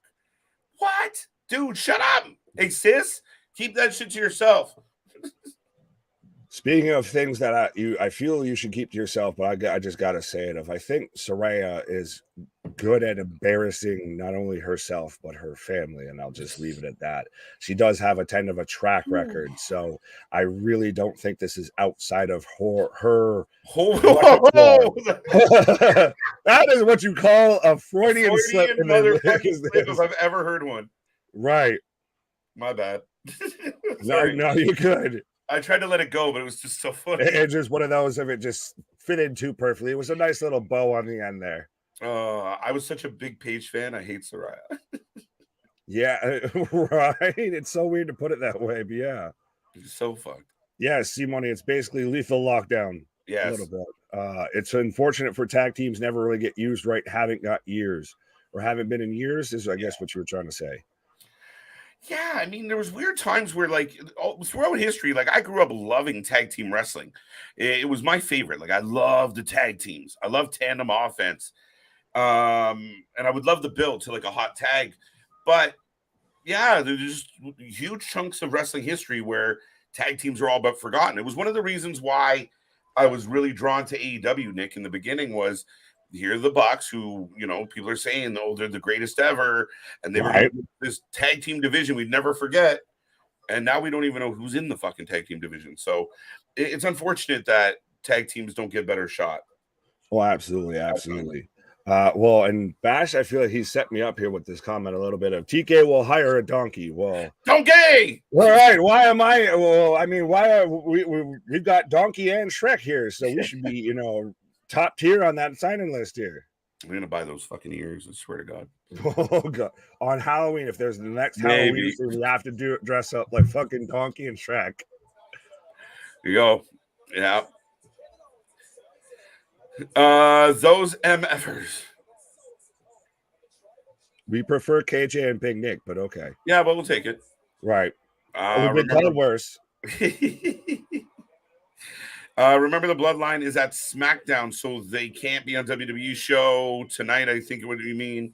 Yeah, I mean, we're getting a recap, which I mean, I'm okay with a little bit of a recap because we're not. I don't. But what about the wild card rule? Fuck the wild card rule. We've already made a phone call for AJ. Roman can't get Heyman on the line. Yeah. They all just show up with visitor passes on. If Heyman can show up with a visitor's pass, he can't get access for Roman and Solo to show up with visitors' passes. Right? I mean, are we not just handing them out readily? You just need to get a fucking sticker from like Walmart and just that says visitor on it and just write your name on it. You'd be good. Right. Which, by the way, do not actually try that, folks. Do not. But yeah, folks, we are getting a recap of probably the most shocking, and according to the fans, based on the votes, the most shocking event of the weekend. Jimmy Uso kicks Roman not once, but twice. Would you say most shocking moment of professional wrestling this month? As we're towards the end of the month, we're in the final days, I would say most shocking moment of professional wrestling this month. It has to be, right? Like Sammy turned a couple months ago or several weeks ago now. Dude, it's such a blur. I'm like, when did the month begin? I think about it. This is the biggest shocking moment outside of maybe Brock since WrestleMania. Valid. Yeah, absolutely. I'll take that. And that was April. So we're almost talking 2 months now at this point. And people still want to fucking boo-hoo this Bloodline story.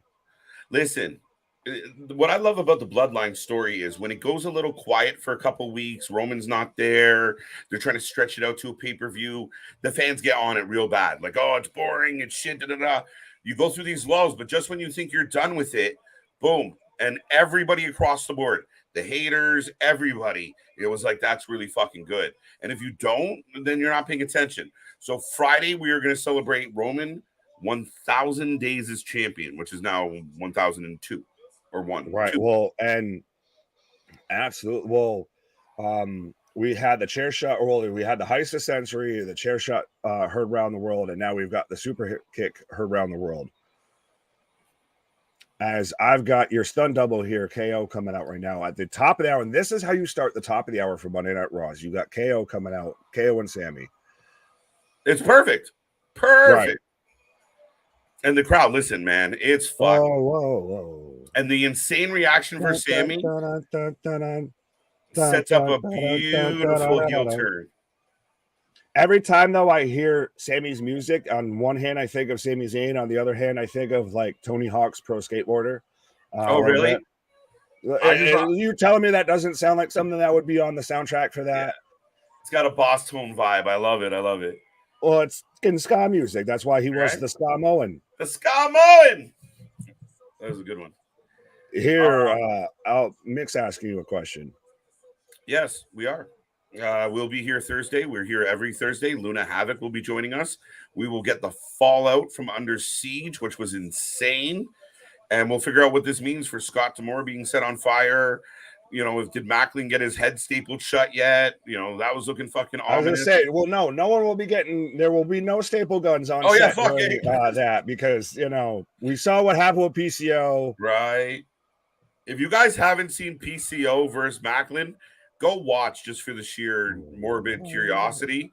Ironic, Nick, that this man staples another man's face shut and then has to go back and get stapled in the forehead. That man, he's going to have the Frankenstein staples all the way around the top of his head after that show.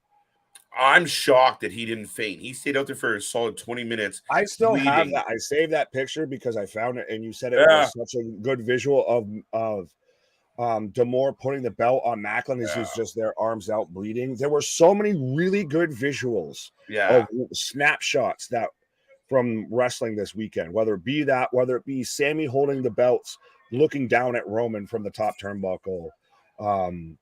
There's so many just fantastic moments and shots that you get from wrestling this weekend. No, it was really cool. And like I said, we were spoiled this weekend as wrestling fans. And I think you and I jumped to, or maybe me more than you, got a little soapboxy in our pre-show tonight. But that's the message of, like, if you open your mind, open your eyes, and just watch, there are some really good things happening on all the shows.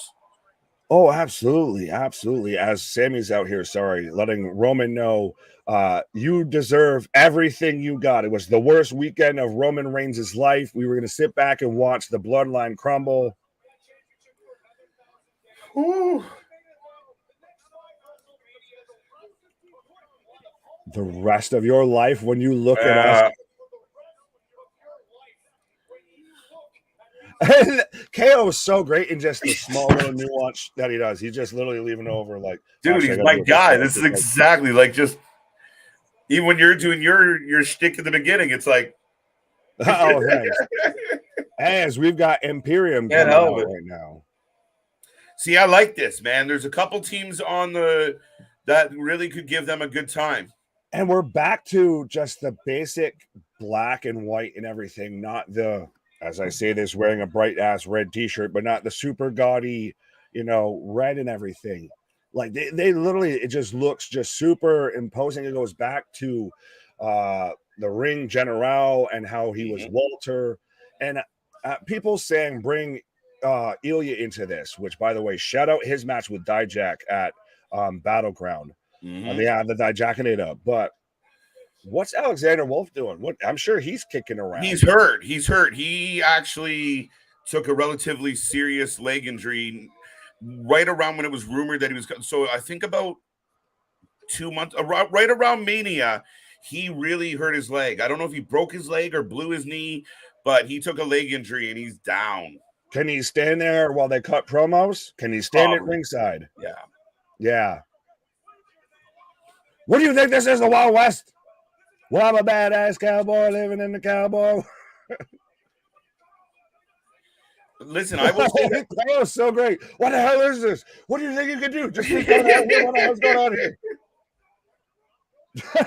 I love this. That is us right there. Of Kevin, for the love of God. Wait. Why are you so angry, bro? Right. Yeah, we're getting some KO chants. I will say this.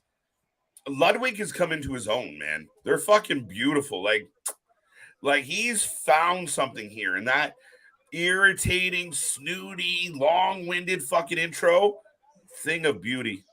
But that's the thing, though. He plays perfectly his role of being the second in command of, he's the snooty general before you get to the big baddie that you just want to beat the shit out of, because he's just always looking down at you, looking down his nose at you and all of that.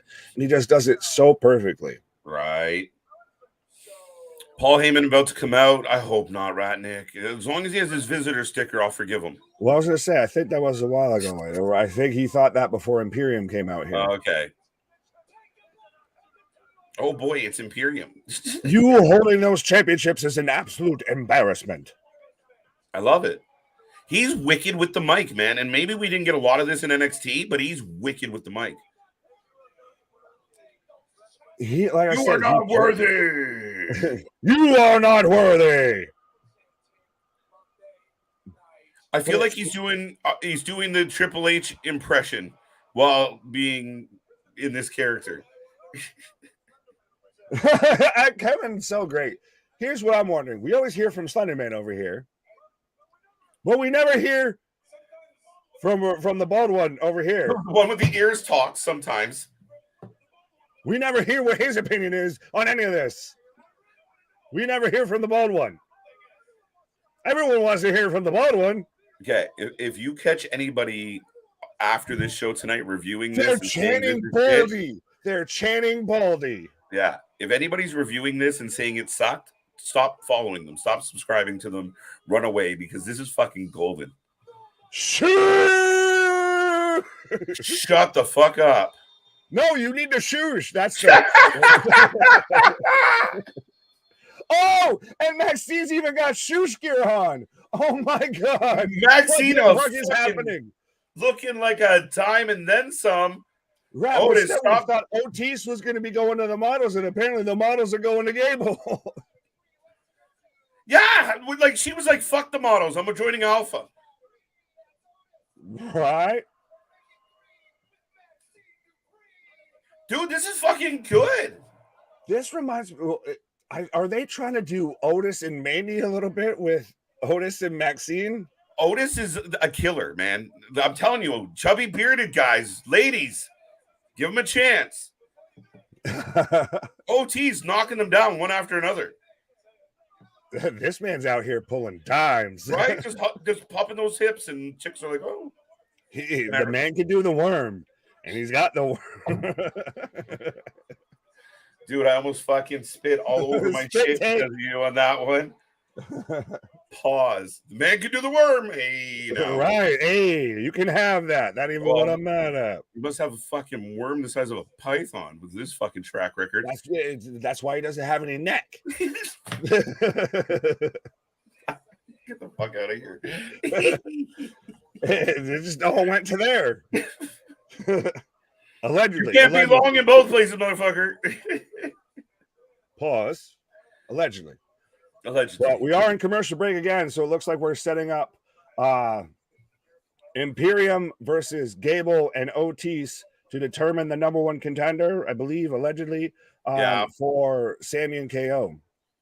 Now, here's the funniest fucking part is, like, if Alpha Academy was to win, now it is babyface against babyface kind of at this point, but man, it would be funny shit. Like, them four in promos is just ridiculous. Well, oh yeah, and it's a bit, though, granted, Alpha's supposed to be the heel, or was the heel tag team, I thought. Imperium's clearly the heel, but now Alpha's gonna is the babyface working in this situation. Yeah. This has to set up Imperium wins this. I'm taking Imperium 100%. They had the whole segment of, we've never heard from the bald one. We want to hear from the bald one. Fucking gorgeous. Right. Okay, call out Eichner. Why is he so quiet? Yeah, Giovanni Vinci, come on. Represent us Italians. First Mandy Rose, now Maxine. You go, Otis. Yeah, you go, Glenn Coco. The man just knocking them down. What can we say? He's a fucking... I'm actually having to become a fan of this guy because how can you hate? How can you hate? I've been a fan, man.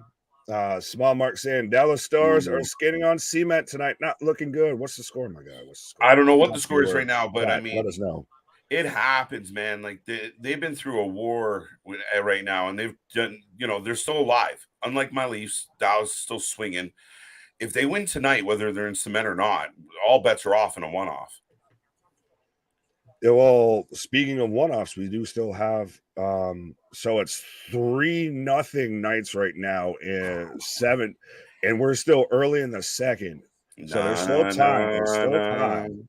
But yeah. Florida and Vegas in the finals. The two big, the hotbeds of hockey in the U.S. of Las Vegas and Florida. I mean, I will give at least Florida's had some hockey for a couple decades now. I mean, it's not fucking Vegas versus Phoenix. I'll take Tampa. Tampa represents actual won the hockey couple as far as in the southern states is Tampa. Yeah. Tampa's been around for a minute, man. Got a couple cups under their belt now. So, yeah, no. Florida, Vegas, by the looks of it. Well, let me see. By the looks of it, we're going to also, speaking of Florida and Vegas, well, we were not exactly Vegas, but we're going to be heading out west, at least with Denver. And it looks like right now we're going to have Heat Denver again. Hotbeds right now for, there's so much history for basketball amongst there, because right now it's 38-25 Heat over the Celtics with 6:57 left in the second. That close to Celtics Lakers. Yeah, right? Just close. See you next Tuesday, Haraway. What? Think about it. Oh, I got you.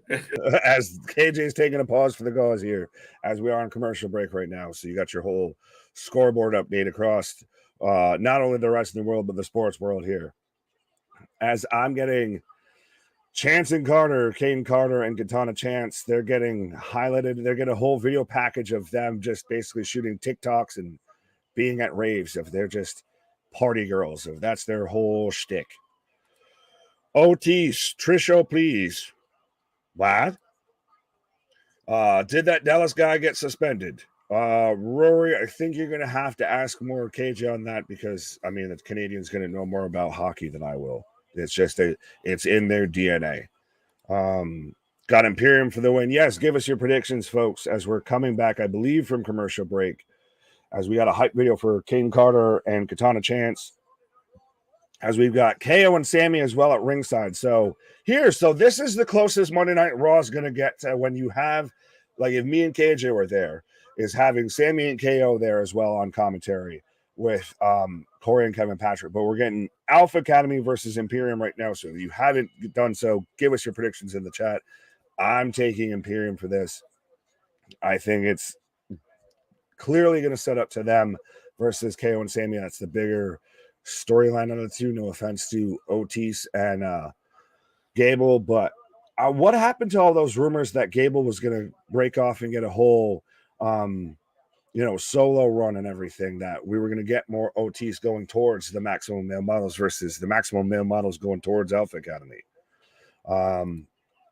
Boston letting us know, so was it Jamie Benn?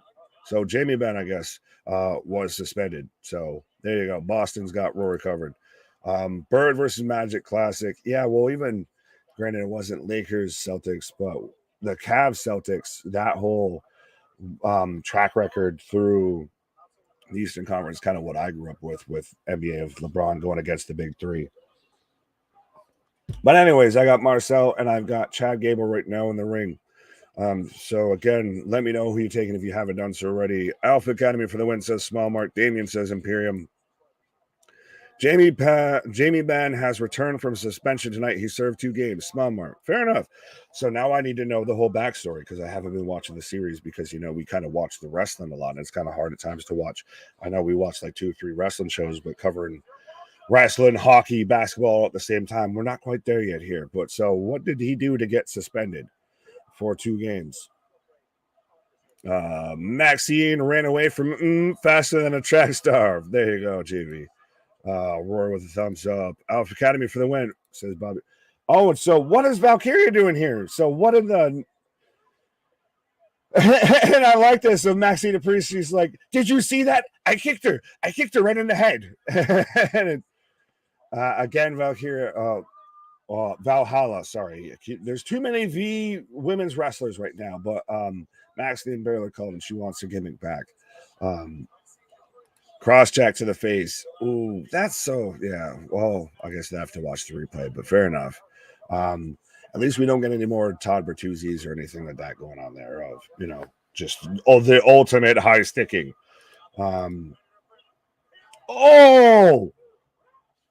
baseball slide from Marcel into the corner on as he was kind of just hung up there, Gable, as Eichner. I wanted to call him Giovanni Vinci because I made the joke earlier, but yeah, Eichner with the drive-by. So that's a hell of a combination there. But now we've got Baldy, aka Eichner, in the ring with Gable. As I think Sammy was literally just cheering on Baldy there when they cut to him on commentary. It was pretty nasty and stupid for Ben. But that seems to be, you always seem to get a few of those, I feel, every season. Depends on whether they happen in the playoffs or throughout the regular season. And it's kind of just the way I feel with hockey. You get, emotions run high, all of that. You just really kind of go out there. I mean, you got nothing but opportunities. Sometimes you go for a shot that you really shouldn't go for, thinking you're going to get away with it. But again, I'm not the hockey expert. Is Ludwig has Grand Moff Tarkin and the guy that Vader choked out. JV, so you finally got along to a little bit of what I was getting at of Ludwig as we get the hot tag into OTs. And Kaiser's literally like OT's just running through everybody. But yeah, Ludwig very much plays like, the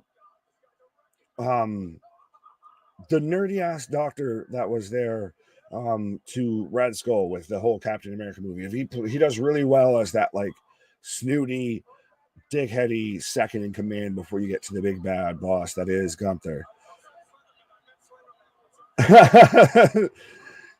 Kevin still keeps calling Ludwig Slenderman, and we've got the worm. Oh, well, it was a half worm. It was a semi-chub. Speaking of semi-chubs. There you go. See, finally, justice has been. Did you see my face? I knew it was coming.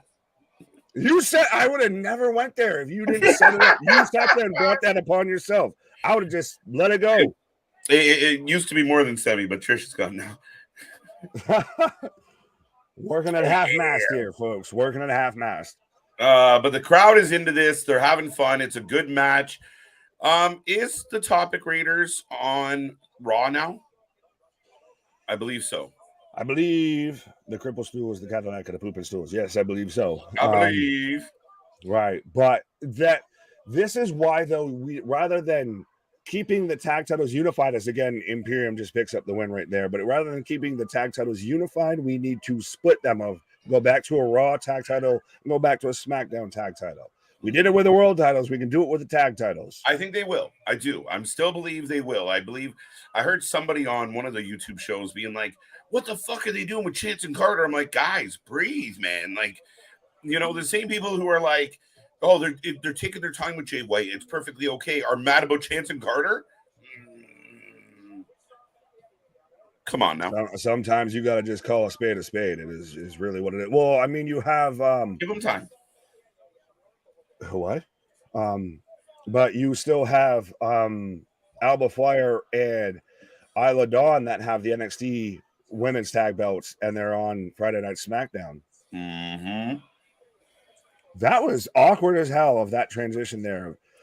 Corey literally looks like he's like pissed to be working beside Kevin Patrick right now. Kevin Patrick smell that I put me with. He's like, this guy hasn't bathed in Saudi. You still smell like camel snatch. Bro. Moving on. Have they announced the participants for Money in the Bank? We're having qualifiers, and the first qualifier was Rick O'Shea. That lucky bastard. Right. And we're getting now the build up for the, speaking of the women's tag belts, we're getting the build up for the Fatal 4-Way for the women's tag belts. So we've got right now Raquel and Shotzi backstage, and Bailey and Io. I feel so much like if Dakota Kai had not gotten hurt, Bailey's where Dakota would be. I'm just gonna let you have that. I'm not even mad at it. She's hurt, so it's not worth my argument. There you go. The minute she blew her knee out, I was like, well, fuck, we'll never know. And the world may never know.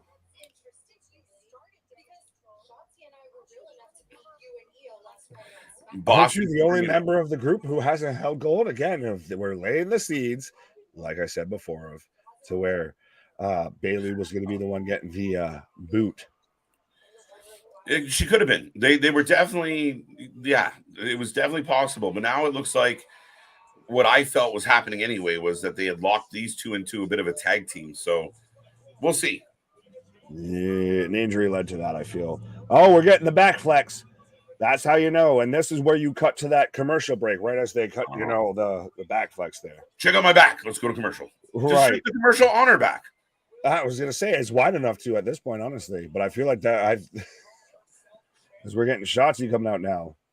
Raquel versus Rhea. Do it. It was the sign that they just showed. I honestly wouldn't mind it. They have history. If they built to it well, I wouldn't mind it.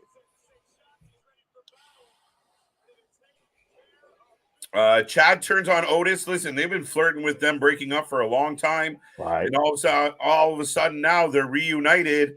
And Maxine has joined Team Alpha opposed to the, you know, we thought that Otis was going to be a model. Well, did you see that, though, too, to where she's like, did you see that? I kicked her. I did it. I actually kicked her.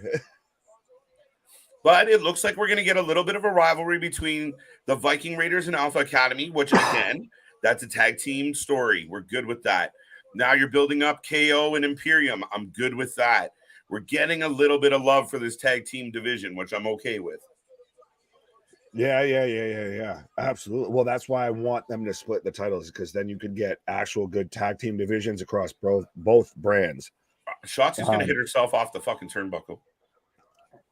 Yeah, it could happen, but we're getting up next after this commercial break. We're getting the women's fatal four-way for the tag team championships. We're getting Shotzi and Raquel versus Bailey and EO versus the complaint department of Sonya and Chelsea Green. And I'm about to blank on the fourth team. I knew that was going to happen. Help me out here. What do we got? We got Ronda and Shayna. That's the one that I missed. Yeah. So, all right. So that's the four. I mean, Raquel's partner was going to be a mystery because Liv got kicked in the face/shoulder and she's out. And yeah, I mean, I think that Ronda and Shayna make the best bet as far as a name with those titles, and it's good for both of them. Like, Ronda needs Shayna. Ronda sucks on her own. Her being a pain in the ass bully is way better for Ronda for me. Well, and that was kind of rumored as being the plan all along there. I feel a bit like that was a bit of the plan leak going into WrestleMania, as Mick's agreeing with you there.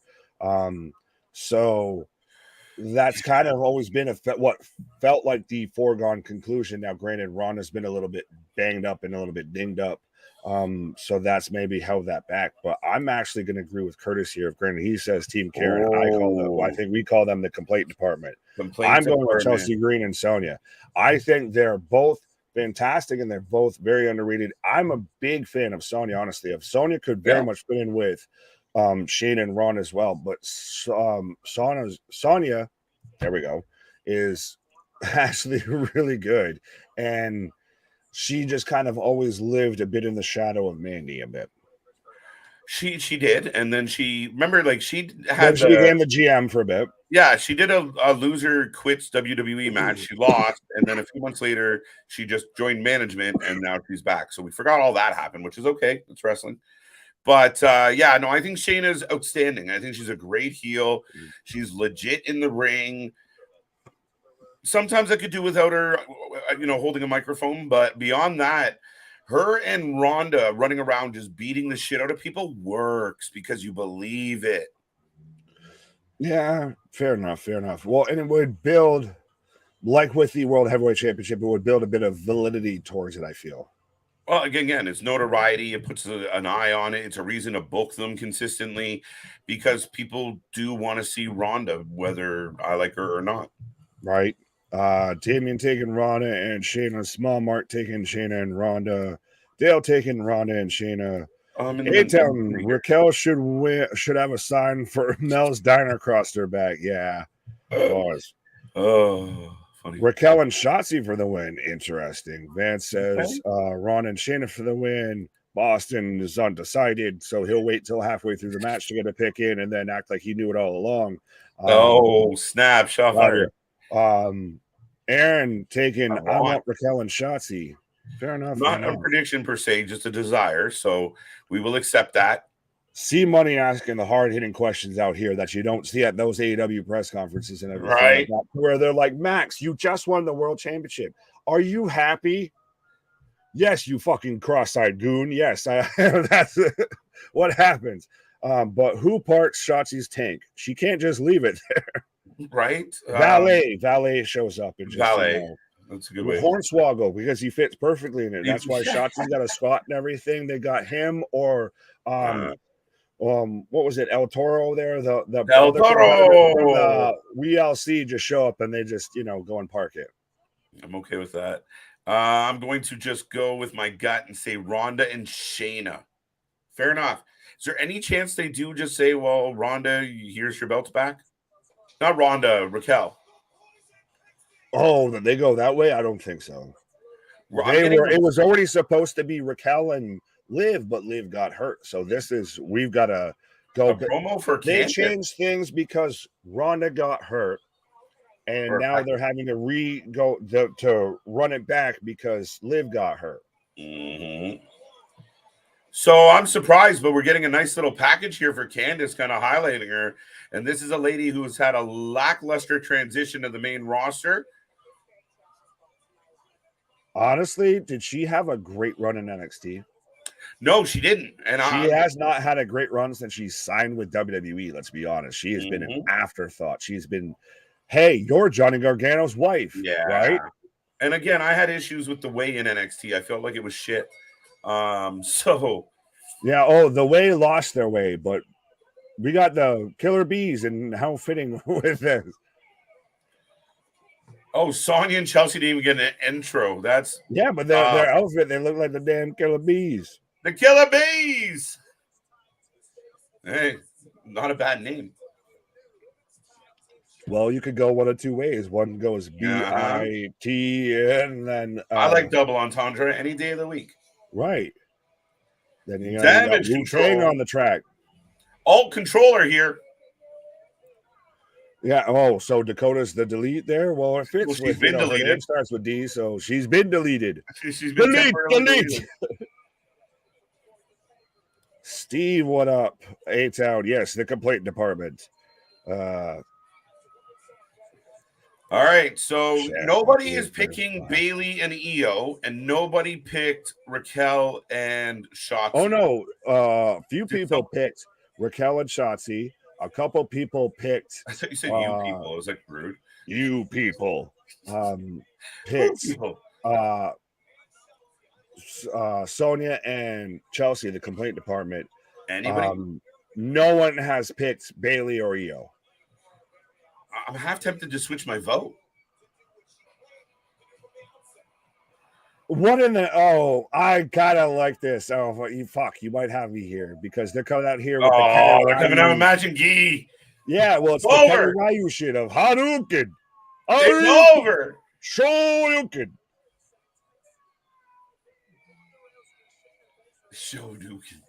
That's what this. Well, we already know Shayna's a fucking video game nerd and everything, respectfully, because she's a terrifying female. She will choke my ass out. Yes. Rana, I don't think she's ever seen a video game ever, but she's done the voice of Sonya Blade from Mortal Kombat. Now she's coming out here looking like fucking Ryu from Street Fighter. So, well, okay. And she's I've been personally yelled at by Ronda Rousey. I can confess that. Yeah. Yeah, I was at a UFC event and everything. It was getting her to sign a shirt and everything, and had been personally yelled at by Ronda Rousey. What are the odds, Nick? I was just saying, I'm not trying to name drop. Trust me, it was not. I bet Ronda and ended with me getting yelled at. Shocker. That's really surprising to anybody out there. All right, so we're doing the WWE style of a fatal four-way where two participants from two teams will start up against everyone else standing around watching. So right. Complaint department bows out right away. Sonya wants none of it. Bailey wants none of it. Io says, I got this. Hold my beer. Right. Raquel says, not today. Yeah, so we're kicking off with Raquel and Io, and I still fucking hate there's 4 teams. Start off with 4 people. I know. It was even hard for me to explain it properly. Well, it's just someone explained to me, someone in the chat, anybody that can try and provide a rationale, a rhyme or reason that this is the way that we book multi-tag team matches. Here's for it, because I can't find a way. I can't find a reason. Larry's going for SOD. Sonya of Doom. Right? I don't. Shotzi of Doom. Where you're going there. He's picking a team outside of this whole match. Ronda turns on Shayna. I don't think that. Oh, Raquel and Chelsea in here. But that's the thing, is to me this doesn't make sense, because like you have to tag in like your opponent. Right. And no one wants to tag in with Chelsea, because as Corey sold it, no one wants to go toe-to-toe with Raquel. I think it's no one wants to tag in Chelsea. This little sequence is a little slow for me. Everyone getting rolled out into the same spot, so you know what's coming next. Dive! Dive! But Shotzi with a tope cannon. Oh, this is where we're going to cut to a commercial break. I know exactly. Yep, and we do, because I saw we've got Raquel looking in the hard cam saying, pretty much doing the, are you not entertained? Are you not entertained? Oh. No, we're not. No, we're not. Please. Nick, the answer is because. Damn it, you got me. Sadness of Doom, Drowsy, Baszler. This man's coming up with his own names for the team. Ronda, Drowsy. Well, yeah, you've been there with that one. Well, listen, Ronda has a singles. And again, when she seems so uninvested in wrestling, it's so hard to get behind her, support her, give a fuck about it. Her and Shayna just being mean girls and bullies fits so well. Oh, yeah, 100%. 100%. Well, it works, as the complaint department is apparently he's going to go complaint off here and take a pause for the cause here. He's got to go write a Yelp review there. But absolutely. As I am in commercial break right now, folks. No, I agree with you guys, though. It should just be a tornado tag. Yeah, well, then you get into, and I always go back to the, like when you had the New Age Outlaws,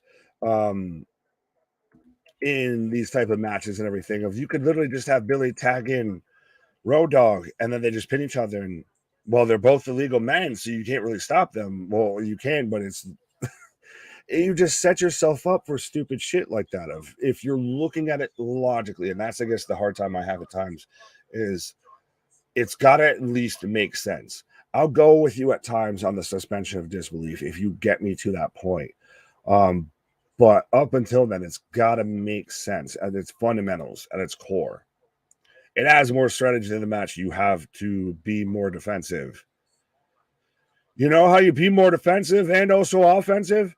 Is if all members, or if at least a member of each team's in the goddamn match. Because then guess what? Anybody could be pinning anyone at any time. Instead of you have 2 teams that are even in the match, both competitors, both members of that team are sitting there watching a pin attempt in the ring. Versus you could have, say, Raquel and Shayna fighting on the outside as Sonya is trying to roll up Bailey for a pin in the center of the ring. And now you've got to have, people fight into it, and you've got a little bit more chaos. I know at times you get too much chaos. It gets, lost in the shuffle, but you've done it before. You've made it make sense. Why would you have it to where you're going to just have a team that just sits there on the outside of, I'd literally just, anytime you get by me, I'm a blind tag in of, no, I need to be in this match because that's how I'm the legal person to get the pin here. But I agree to disagree. I'll leave it at that. Stormtroopers of Death. What? Rory explained. Rhea versus or Ripley versus Rhea versus Raquel. That's what I want to see down the road. I think we very much could. Oh, so it is, man. Okay. So I guess I will have to check them out here when I take my next little pause here. Karens can't win. They shouldn't have anything to complain about. Oh, they wouldn't have anything to complain about. No, because then they'll become self-entitled. That's what it will be. That'll be the issues, because then they become self-entitled, because now they've at least accomplished something. Now they've got it, even though we all know, between you and I, and between, us and, KJ and a couple people and everything, of that the women's tag belts, they don't mean shit. They never have. They probably never will. But it'll make them feel entitled and make them feel special. So that's when they get even bitchier, because now they feel entitled even more than they already are, and they have something that they can carry around to validate their entitlement. That's what every Caucasian woman wants, is something to validate their entitlement. All right, pause. Allegedly. Mick, what up? KJ, I love you guys. Cool, Mick. Well, I'm not KJ, but you can let him know that when he comes back. And how is it fair to other teams? Fair enough. If this wasn't scripted, why would either of those teams tag into one of the tag teams without a dog in a fight? Fair enough. Like I said, it goes the other way too. Granted, at times you'll play into that, as we've got Raquel right now running through everybody as we're back from commercial break. Right now, I think we've got Shayna and Raquel as the legal women. Oh, big clothesline. Welcome back. Right. What'd I miss? Not much. You missed the commercial break. That was the plan. Yeah, you done good. Bladder called. Pause. There we go. Thank you, Rory. What band? What was it? We'll get there. Something Stormtroopers. Oh, okay.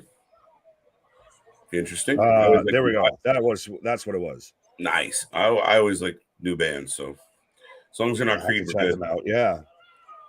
Yeah. This is why we need Jack in the chat. No, we don't. Mm-hmm. Why? No. There's certain lines that can't be crossed, folks. Yeah. I'm not going to deal with someone saying racist shit in the chat. So you can have that. And if you agree with that, you can fuck off on out of here too. Just saying.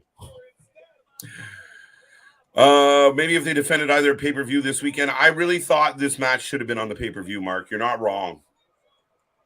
Night of Champions, you have a vacant tag title belt. You could have put this match on Night of Champions and made it work. Oh! Bailey with the mic drop elbow. In the middle of Ronda hitting the armbar. Wow. And Bailey sold it and rolled out instantly.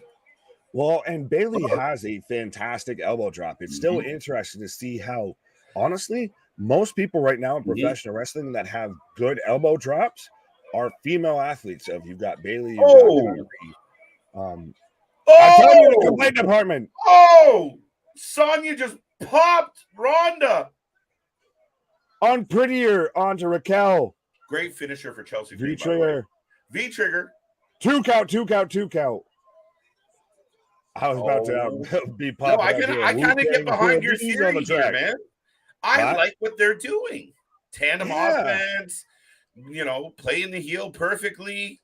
But so someone brought up of that if they won, they would have nothing to complain about. No.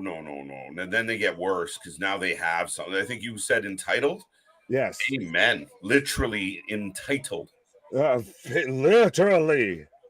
As we've got Io and Raquel, and who is the legal person right now? Io just says, fuck you, Raquel. Meteor in the corner.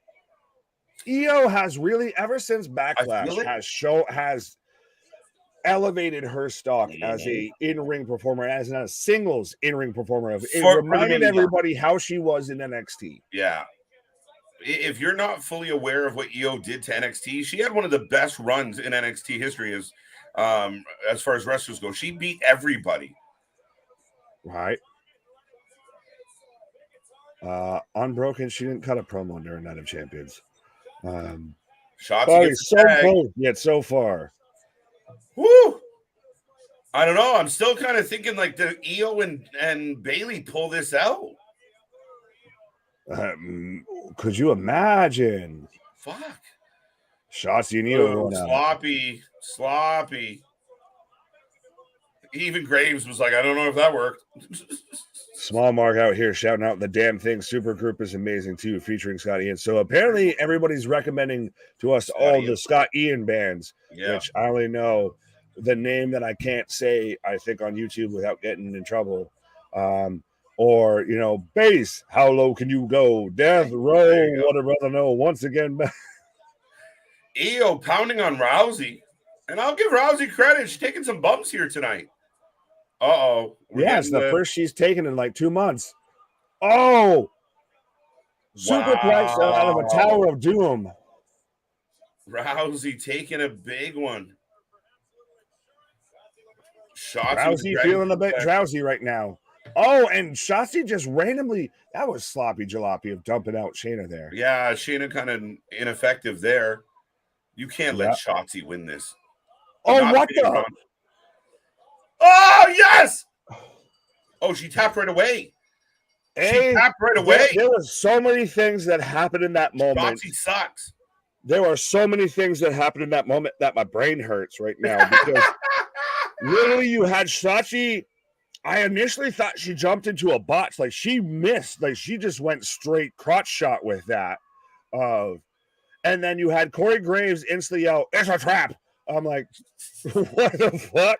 And Shotzi got the armbar, was like, I'm out. Like, no, there was no battle. There was no maybe. I mean, but you're selling Ronda Rousey's armbar. If there's anyone's armbar you're going to sell and do something like that, it's Ronda.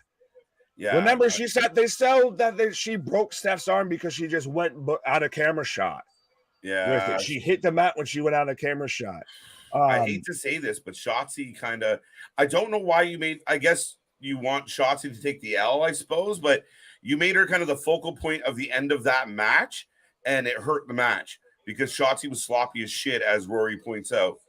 Well, and why all the pyro and everything? Like I think that was a match that new world champion happened at yes, Night of Champions, but didn't. And like I said, I know I've pointed out at times when you have people that'll jump off the top rope and they're going into a top rope nothing, you're clearly jumping just to get set up into a move. She literally jumped, and I'm going to say this as politely as I can. She jumped directly at Ronda's crotch throughout all of this. That was nice. And I thought it was a botch initially. And you clearly, once you realized what happened, you're like, this is clearly what was supposed to happen. It just looked terrible. Yeah, no, I mean, shit. Ronda Rousey and Shayna Baszler are your new NXT WWE Women's Tag Champions. Guys, huge W. They got the fireworks. I do still feel like it should have been on Night of Champions, but at the end of the day, we have new tag champions. We'll see what it means. See if they can build this division up. I think somebody had a question there, but we'll get there. Yes, it's worthy of fireworks. New tag champions. All right. Well, I'm gonna hang my head in shame here for a little bit here, as I was wrong and you were very much right. And I'll at least acknowledge this if you were right on this. You know, you can celebrate and you can gloat about Ronda and Shayna as the new women's tag titles, or women's tag champions, and how relevant they might be after this. Yeah, I don't know. It all depends on how they book this division, and we'll find out as we move forward here. Speaking of tag teams in weird positions, we're getting like Seth and AJ that look like they're not getting along, which, I mean, it's a weird dynamic here.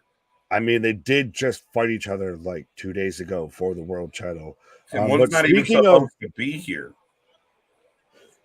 Yeah, well, yeah, you weren't even supposed to be here. As we're getting Dolph Ziggler versus JD McDonough. Speaking of someone who's not even supposed to be here. I'd rather listen to Wild Thing on repeat. Nah, come on now. I mean, I could not. No. See, I'm torn because I'm not a Ronda Rousey fan, but Roddy's. I'm gonna come back real quick on this one. Sorry.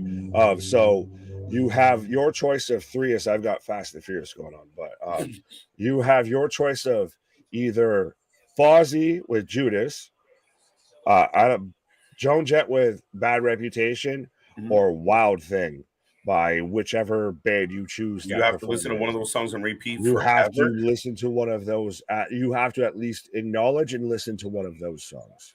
Oh, that's rude. Fuck. The winner might be actually Wild Thing on this one.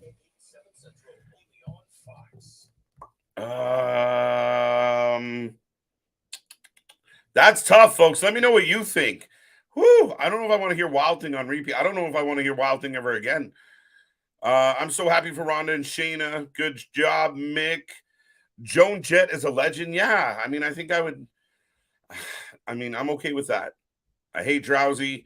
Y'all want, but I hate Drowsy, y'all. But y'all want, but like Shayna, Ronda is tough. And I mean, the love-hate relationship, the fans were really happy when Ronda first showed up. To me, it was her attitude in and around wrestling that I didn't really fucking love it.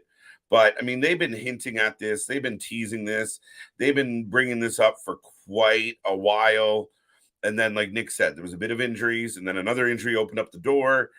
I felt like this was a foregone conclusion, and it turns out it kind of was. Ronda Rousey's 8th Triple Crown winner. Does that make her a Triple Crown winner, Richard? I know you're always fucking with us, but is that accurate? Baszler deserves a belt. Baszler deserves a singles run. Baszler deserves to be a badass. Baszler is an outright beast, an outright monster that should be tearing up the women's division. We'll do this with her for now. I'm okay with it. But yeah, no, Shayna's a talent that is being underutilized. Wild Thing sucks as a classic. It's just a repetition of Wild Thing, right? Like, I mean, if it would pop on and be like, oh yeah, but it always makes me think of Major League. That's why, Steve. It always brings me back to Rick Wild Thing Vaughn and, you know, give me the lefty. And yeah, no, I'm all for it. But I am like the manager the owner in Major League at this point of like, I hate this fucking song. Jimi Hendrix version, much better. 7 seconds cover of no.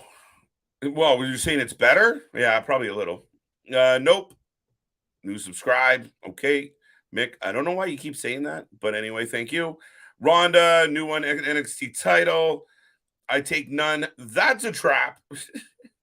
It's a trap for sure. Sam Kinison version of Wild Thing. There you go, Mark. I'm with you now.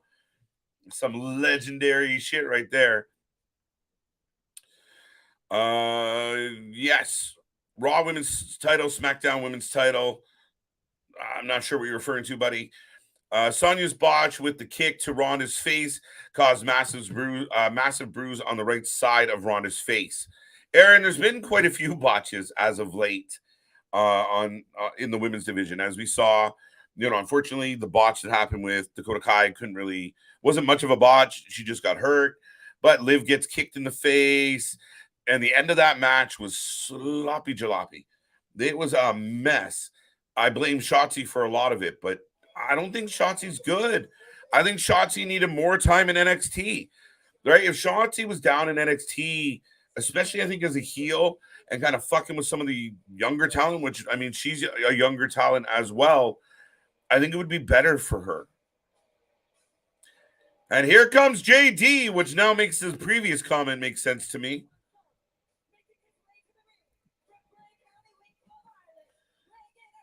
Where was it? Somebody already picked JD for the win. But here comes JD. Smile mark. Getting some love. Dale's got JD for the win. Who's he fighting?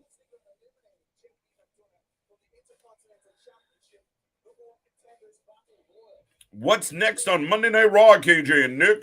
Well, Damian, we got Dolph Ziggler versus JD McDonough. Again, gatekeeper. I'm okay with this. You're trying to get JD over. What better way than put him in a match with Dolph? Dolph's going to give you a banger, and we're okay with that. I've got JD for the win. This is going to be fun match. I'm with you. I got JD as well, but it should be a hell of a match. We're going to get a few surprises, good energy. Ziggler might not be the championship caliber he used to be, but you put, oh, what the fuck was that? He just destroyed Dolph with whatever that was. Follows up with an elbow. Stupid ass.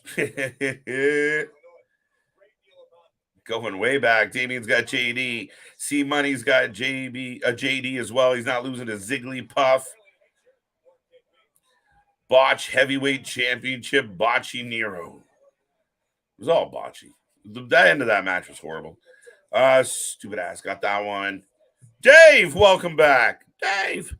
What SmackDown women do you think Rhea eventually drops strap to would be a good opportunity for a long-term title run? Oh, wait. JD getting DQ'd. Title run heat someone up enough to give up at the Rumble. Yeah, Dave, I agree with you. It's hard to pick because I think Rhea's going to have this strap for quite a while. I don't think we're anywhere near the end of her title run. Who knows who's around by then? I'm not even quite sure who's officially on SmackDown or not. Thank you, WWE. But JD McDonough is just decimating Dolph Ziggler with stomping him on the stairs. Whoo.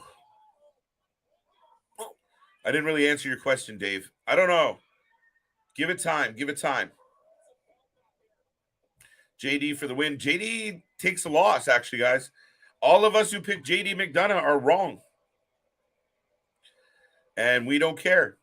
Now, looks like we're getting some boos. Sounds a little pipey. But JD McDonough, not much of a match. I thought we could have got better for that.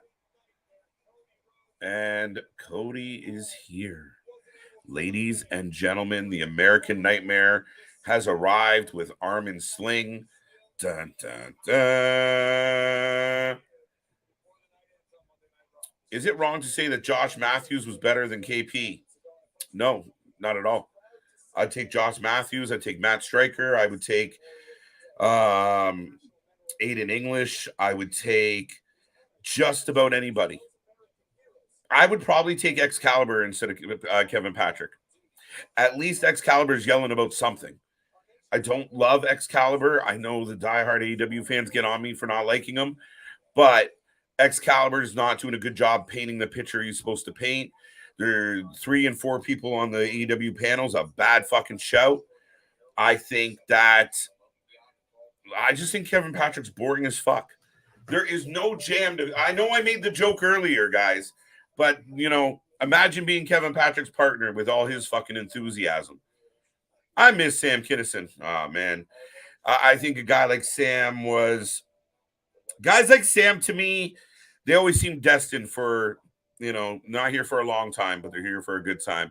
And Sam was a legend, but you wonder if he would have went off the rails or how it would have all held up, but an undeniable impact on comedy. Working streaks can get violent. You don't know if Ronda potatoed Sonya. Could have given Ronda a receipt. We don't know. We don't know. The likelihood that Sonya kicked her in the side of the head as a receipt, maybe a little hard to believe. Maybe. Because I would argue that I think Ronda could still take Sonya if she wanted to. I don't like the way Dolph landed on his head, on his shoulder. Yeah, that was a really awkward suplex. Maybe they called it short.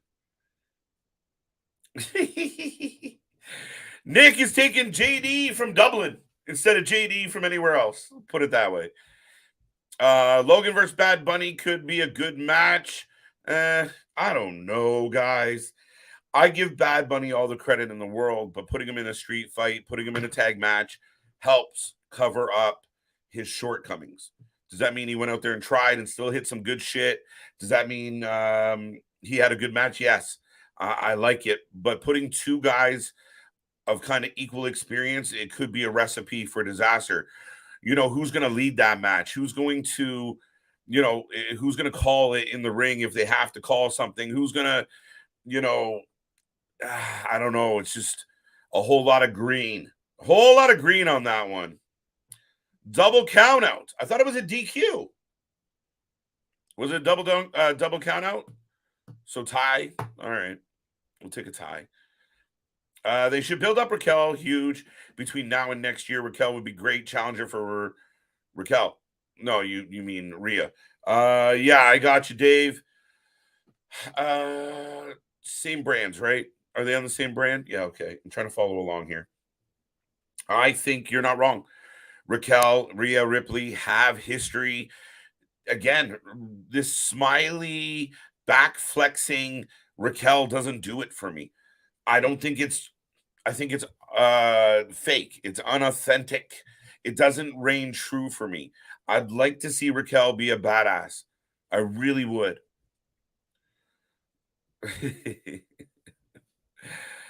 Horrible match. Terrell, I'm with you, buddy. I thought we were going to get a little more from that.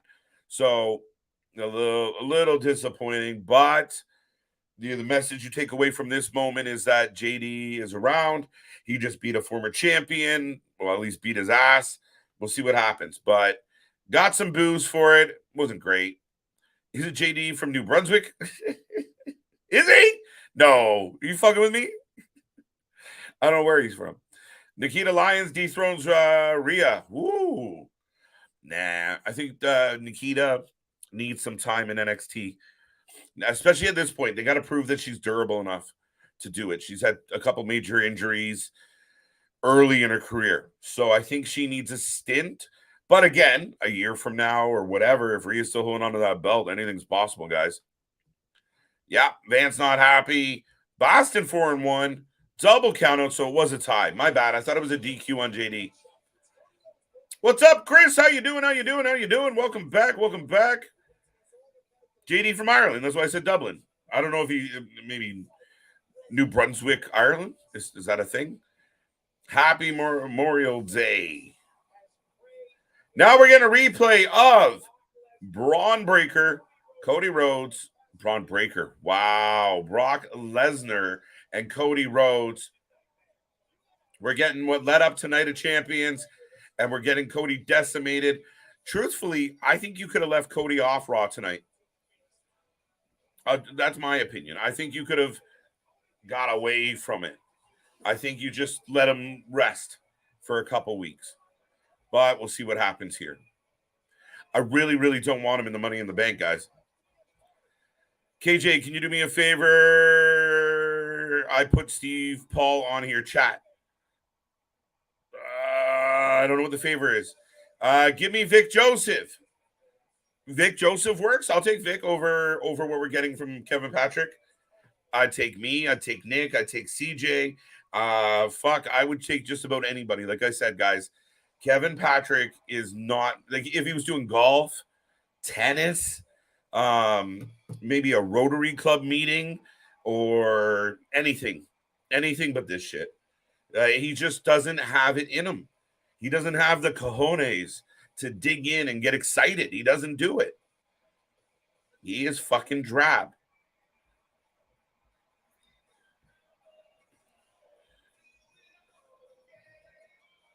A blind drunk hobo would be better than KP. Probably because he'd be more entertaining and confusing. At least you're getting something out of the rambling, bumbling drunk guy. Damian 4-1. Chris House. I'm sorry. What? Well, I don't know what I missed on that one. Dolph Ziggler gets a nice check, but his career has absolutely fell in the toilet. I don't know if it fell in the toilet so much, Aaron, as it played its course. And we talked about earlier, you got The Miz, you got Dolph, you got Sheamus, you got who else is in that club where you've had wrestlers around for like 12 years, 13 years, 14 years. It's just, what do you do with Dolph? Now he's a gatekeeper, and I think that's great for his career. He goes off and does comedy shows. Speaking of comedy shows. Well, I was going to say, oh, Mr. Sigley, the wrestling poo, he jobs me and jobs to you. That is 100%. And yeah, no, like what you were saying. I'm sorry, I didn't mean to cut you off, but yeah. No, I wasn't saying anything important. Well, you're talking about Ziggler, so fair enough. I just think he ran his course, opposed to like he's had a successful career. There comes, everybody's got ears. Like, when you have, whether you have a pet, if you have, cat ears or dog ears and everything like that, you have such a thing as TV ears. And Ziggler's been on so much, and every time that he's been on, they haven't done anything with him. Yeah. So we said earlier, there's no tread on those tires anymore. No, the last time I liked Ziggler was when they used Ziggler to bring back McIntyre. I thought that was a good run for Ziggler there. The U.S. title, when he had the U.S. title, and then he walked away, and then they fucked it up. Yeah. But Cody, Cody should have stayed away. You agree with me? He's in the ring right now. Oh, I heard you. Okay. As granted, anyone that says he's not getting still a reaction is not listening. No. So what do you guys want to talk about? They love him. I know people are shitting on him, and I know some people are bitter about the AEW thing, but they are loud. The live crowds love him. Saudi loved him. He just has to say, so Albany, New York. Yeah. What do you want to talk about? It's that 7%. Maybe why you're out here in a goddamn sling, Cody. Why you passed out to an armbar or to a Kimura. Which, granted, any AEW fan that doesn't get the slight tinge of the Bret Austin tap out, you haven't watched wrestling enough, I would say, because I saw that going around. But to me, it still doesn't make sense quite a bit of. I didn't like it. And that's went on way too long than it should have. Well, it's Brock Lesnar. Brock Lesnar rips your arm off in about 3 seconds. Like he's a fucking, he's a great white. He's grabbing you and twirling, and you're fucked. Now, like if they would have put him in a triangle choke and had him pass out, great. A guillotine, great. But the Kimura playing up the arm, I'm fine with. But Cody can tap. You can tap. I would have been okay if he tapped. Or even if you do it, you're going to do it to where, he's going to tap and then the arm goes limp. And then, the ref pulls it up and the ref, because of he's in so much pain then. And it should have been the first time he locked it in. It should have been a quick match. Should have been bang, boom, done. Suplex, Kimura. Thanks for playing. I didn't mind him fighting a little bit out of the first one and having a couple hope spots. I was okay with that. I just thought the ending was flat. Stop pointing at the camera with your good arm. Take my strong hand, child. Oh, you got it right. Randy, take my strong hand. And stop putting your strong hand at me, man. Right. How do we just let Tom Phillips and Rich Brenna get away? Those were two voices of the future in the commentary booths. Tom Phillips is pretty good. He's still kind of square for me. I like Tom Phillips as a straight man. Yeah, I mean he does straight well. He's doing good things. Right. Rich, I can't really speak too much to Rich, but there's still, like you said, the Matto's out there doing not much that we know of. Nothing for wrestling. That's somebody that we've been begging, like even AEW for Collision. Matto would be awesome. Striker, I know he might be doing something, but when he's not watered down with false, facts and everything, he's really good. As Cody right now, just staring into the hard cam and just shaking, and I dig this with Cody. He's laying out an open challenge to Brock Lesnar, and I am here to fight you, Brock Lesnar. Thank you, Unbroken. I do appreciate the fact checkers in the chat, man. You guys make me laugh and smile. But New Brunswick, Ireland is a very scenic and a national treasure. Okay, I'm going to challenge him on this. I'm going to look this up right now. Go ahead, talk. If Cody got a broken arm, then let him rest up and let it heal and then come back for Money in the Bank. Listen, I would rather him be injured, and that's the reason he can't be in Money in the Bank. 1. 2, if we're building towards SummerSlam, give Cody a couple weeks off. Bring him back next week or the week after and have him tell this story. To my knowledge, by the way, there is no New Brunswick, Ireland. There's just a lot of Irish immigrants that went to New Brunswick. Oh, that's so it's ours. I mean, I do like Canadian New Brunswick, but now I thanked you Unbroken, and I was wrong. Yeah, see, Rory's out here fact checking us. So the man who's actually from Ireland, we could quickly call up Benny or any other. Rory, go back and since you're an Irish lad, and you'll get this and you'll appreciate this. So go back and rewatch all of our interviews with the Irish lads. With Benny, with Jay Steins, with Scraggs, and still might have a few of them popping up. If not, at least gotta follow back on a couple of people that we interviewed before that we're starting a wrestling journey then, and see where they're at now. And Ireland's on my bucket list. Brock Lesnar. What? Ireland's on my bucket list. I gotta go. Is it Ireland or Scotland for you? Are you going to show up in Scotland and should be like, look at this fantastic Ireland? I want to see it all, right? My mom was born in Scotland, but the majority of like the ancestry goes back to Ireland, especially on my East Coast Canadian. My dad was born in Canada, but his lineage is Irish. Fair enough. As much as I have a very Italian last name, I'm probably more Irish than this one. I am. Gallagher and McGowan is in my lineage. Oh, there you go. Right. Top of the morning to you. Fuck it. I was trying to go for a thing and just fuck it all up. Just fuck it. Riddle's here. Fuck it. I have Matt Riddle on my screen. Having a bro moment. Right. Huh. I had the Jeff Hardy moment there. I went for a move and just realized my fucking feet weren't underneath me and just bossed it all the way down. I was born in Cork, down south. There you go. There's a comedian. Sorry. Go. No, I was just going to rant and mention as we've got Gunther and Riddle squaring each other up right now. This is more important than what I was watching Irish video game YouTubers is all. That's all. I was just going to go on a whole other tangent. So this is the road to Rome, and don't forget. Yes, it is, Aaron. We got time. That's why all the way to Philadelphia. Yeah, I think that's why you keep. If I was writing this, Cody Rhodes would be nowhere near the Money in the Bank. Blame the broken arm, but I don't want Cody Rhodes A to win the title based on the Money in the Bank, or B, if he's in another thing that he fails. It doesn't help. We just watched him lose. Let's go. I got Nakamura coming out here. Shinsuke.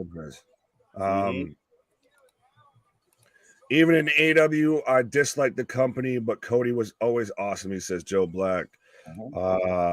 It's time for the Raquel to turn heel. Nah, not quite. I don't know. I just want to say, anybody out there, if you catch anybody saying that Cody Rhodes is either disappointed that he left AEW or made a mistake because he left AEW, guys, please give that person's head a shake or ask them what kind of drugs they're on and if they will share. Literally, Cody has no regrets. He is in the biggest stage of them all, and everybo's singing the fuck out of his song. That's that neck tattoo right there. You just missed it in the little subtext. It says no regrets right there. No regrets. No regrets. Is that from him leaving AEW is I've got Anakin Nakamura coming out right now. Anakin Nakamura. Yes. Here we go to commercial. Really right to cutting to the commercial break as he hits his little drop down spot and everything. Now I'm okay with that because don't do the commercial during the action. You're killing your matches. And I feel like they've altered that a little bit as of late. Fair enough. But that also, as we're getting a hype video for Money in the Bank, and they're kind of doing James Bondy here. I like it too, actually. Skyfall. And Rabbit. I like this from Larry. Take of the Sith. All right, Larry. Good. Rat middle. Whoa, here's the Shinsuke, says Bobby. Yo. Bronson for the win. Reed for the win. Heat 76, Boston 66, and a third quarter. Fourth quarter is going to be a banger. Game 7. Wow. They might be the first team to blow a 3-0 lead. I know the Warriors blew a 3-1 lead, but they were up 3-0. I don't think anybody in NBA history has come all the way back from. Oh, I could be wrong. The fact checkers out there will definitely correct me. There's only a couple teams that have done it in the NHL. Baseball's another tough one. I don't think maybe. Oh well, the fucking Red Sox. That was 3-1. That was 3-1. It wasn't 3-1. It wasn't 3-0. 3-1. Okay, I'll give you that. Fuck. All right. Well, so I gotta say my boys here. But I mean, even your Maple Leafs are safe here. So you skirted by. But I did hear the rumor, if we're talking about wrestling rumors, if we're talking about NBA dirt sheets, I guess now, I heard the rumor that the Miami Heat already booked their flight to Denver after this. They had that much confidence, that much swagger of, no, we ain't going anywhere else. We ain't going home. We're going straight to Denver. We go right to the finals here. There you go. We know we ain't losing. We'll see. Shinsuke Nakamura is over. Of course he is. I'm with you on that. Smile Mark thinks that Zoe and Trish is a good pairing. I agree. I'm okay with it. Oh, absolutely. And like you said, you nailed the head on it, of that it's a way to build Zoe up. And Trish ain't going to be here for a long time. Trish is here for a good time. Mm-hmm. And when Trish goes back into her, retirement package there, it leaves Zoe Starks with everything to carry that on. Right. Can we actually get a full pay-per-view year with Lesnar? We're on the right course. I don't know if we're going to get a full one, though. Is he going to England? I mean, maybe. I mean, he's Brock Lesnar out there for some fish and chips. He's going to have a stout out there. Is there a wee man for him to put through a table, maybe? I mean, Brock Lesnar would fully fit in, I feel, with the soccer hooligan culture out there. So, I mean, maybe. We'll see. But, I mean, I think that my thought is if you're stretching Brock and Cody out to SummerSlam, you're going to skip Money in the Bank. That's what I think. But I was about to make a point and I lost my point. But anyways, moving on. It was there and then it just poof. It was there. Vitamins. The pages stuck together there. The ring general has elevated that belt 100%, Aaron. How could you argue with this? I still hate, to an extent, the new IC belt. It's ugly. I don't mind it. I think it's all right. Most of the new belts are ugly, honestly. The new US belt, the new IC belt, the new I don't mind the US belt. I like the US belt. You don't want, well, granted, I guess from a Canadian to a American, I guess it's the US belt, so it's got the big old stars and stripes on there. I'm fine with that. But hey, if you're in the UK, you can take in the Undertaker's One Dead Man shows. If you can go and listen to his TED Talk, if you're in London, Wolverhampton, sounds like the site of a fucking Wolfman movie. Couple tours in the UK. Right, 0 of 150 teams, never come back from 3-0. So there you go. So we're getting a replay of what happened at the end of this match, and this sloppy jalopy finish that we're giving a replay of. The crotch dive to end all crotch dives. Like, what were you trying to land on? Her far knee?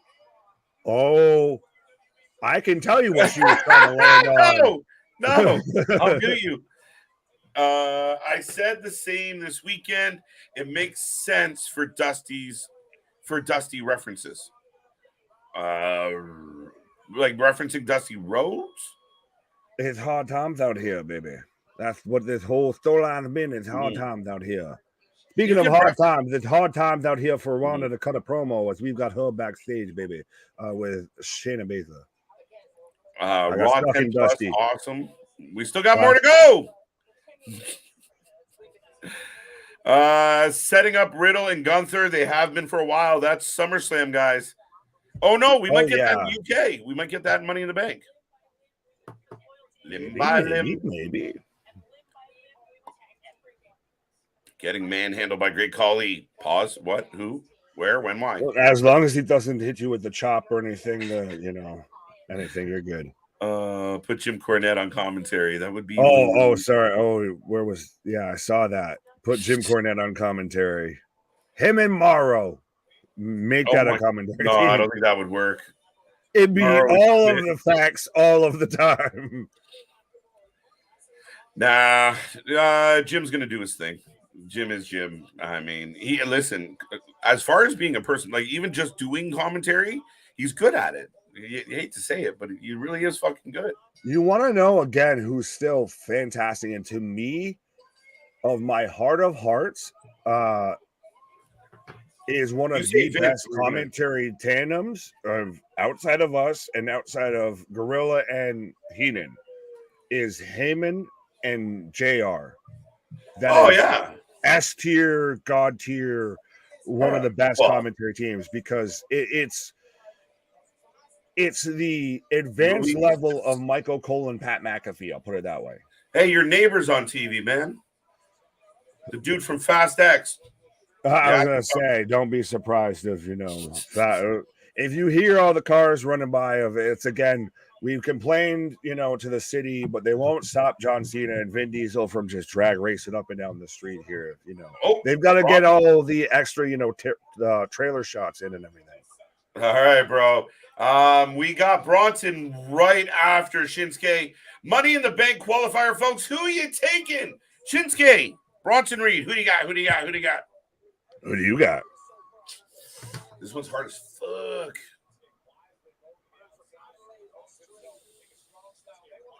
I think I'm going to go Bronson. No. That's fine. I'll take Nakamura. Yeah, I'll let you have that. Not even mad at it. Fuck it. Man's taking my gimmicks. But either way, though, you're not disappointed with whoever wins this at all. And I could very much see especially we got Ricochet, the high flyer in there. You get Bronson Reed, the ladder snapper out there of the man that, he's out there a little bit like Omos. Can the ladder, hold him? Thank you, Mick. Right. No Ciampa. Try to. We got Ciampa? Dana Brooke doesn't. We still got a damn near almost a whole hour here. Relax. Slow it down. And people are like, have we had it? I don't even know if we're getting it. I haven't had it yet. Well, and this goes, if we're going to go back to what we were talking about with the MJF, the presser and everything after Double or Nothing, he really did nip slip from Bronson. Someone called Janet Jackson and JT and just tell him it's okay now. But right. What MJF mentioned about wrestling fans being fickle, and what was the comment that you just clicked on right before that? The nip slip was the one before that. No, after that or before that. Sorry.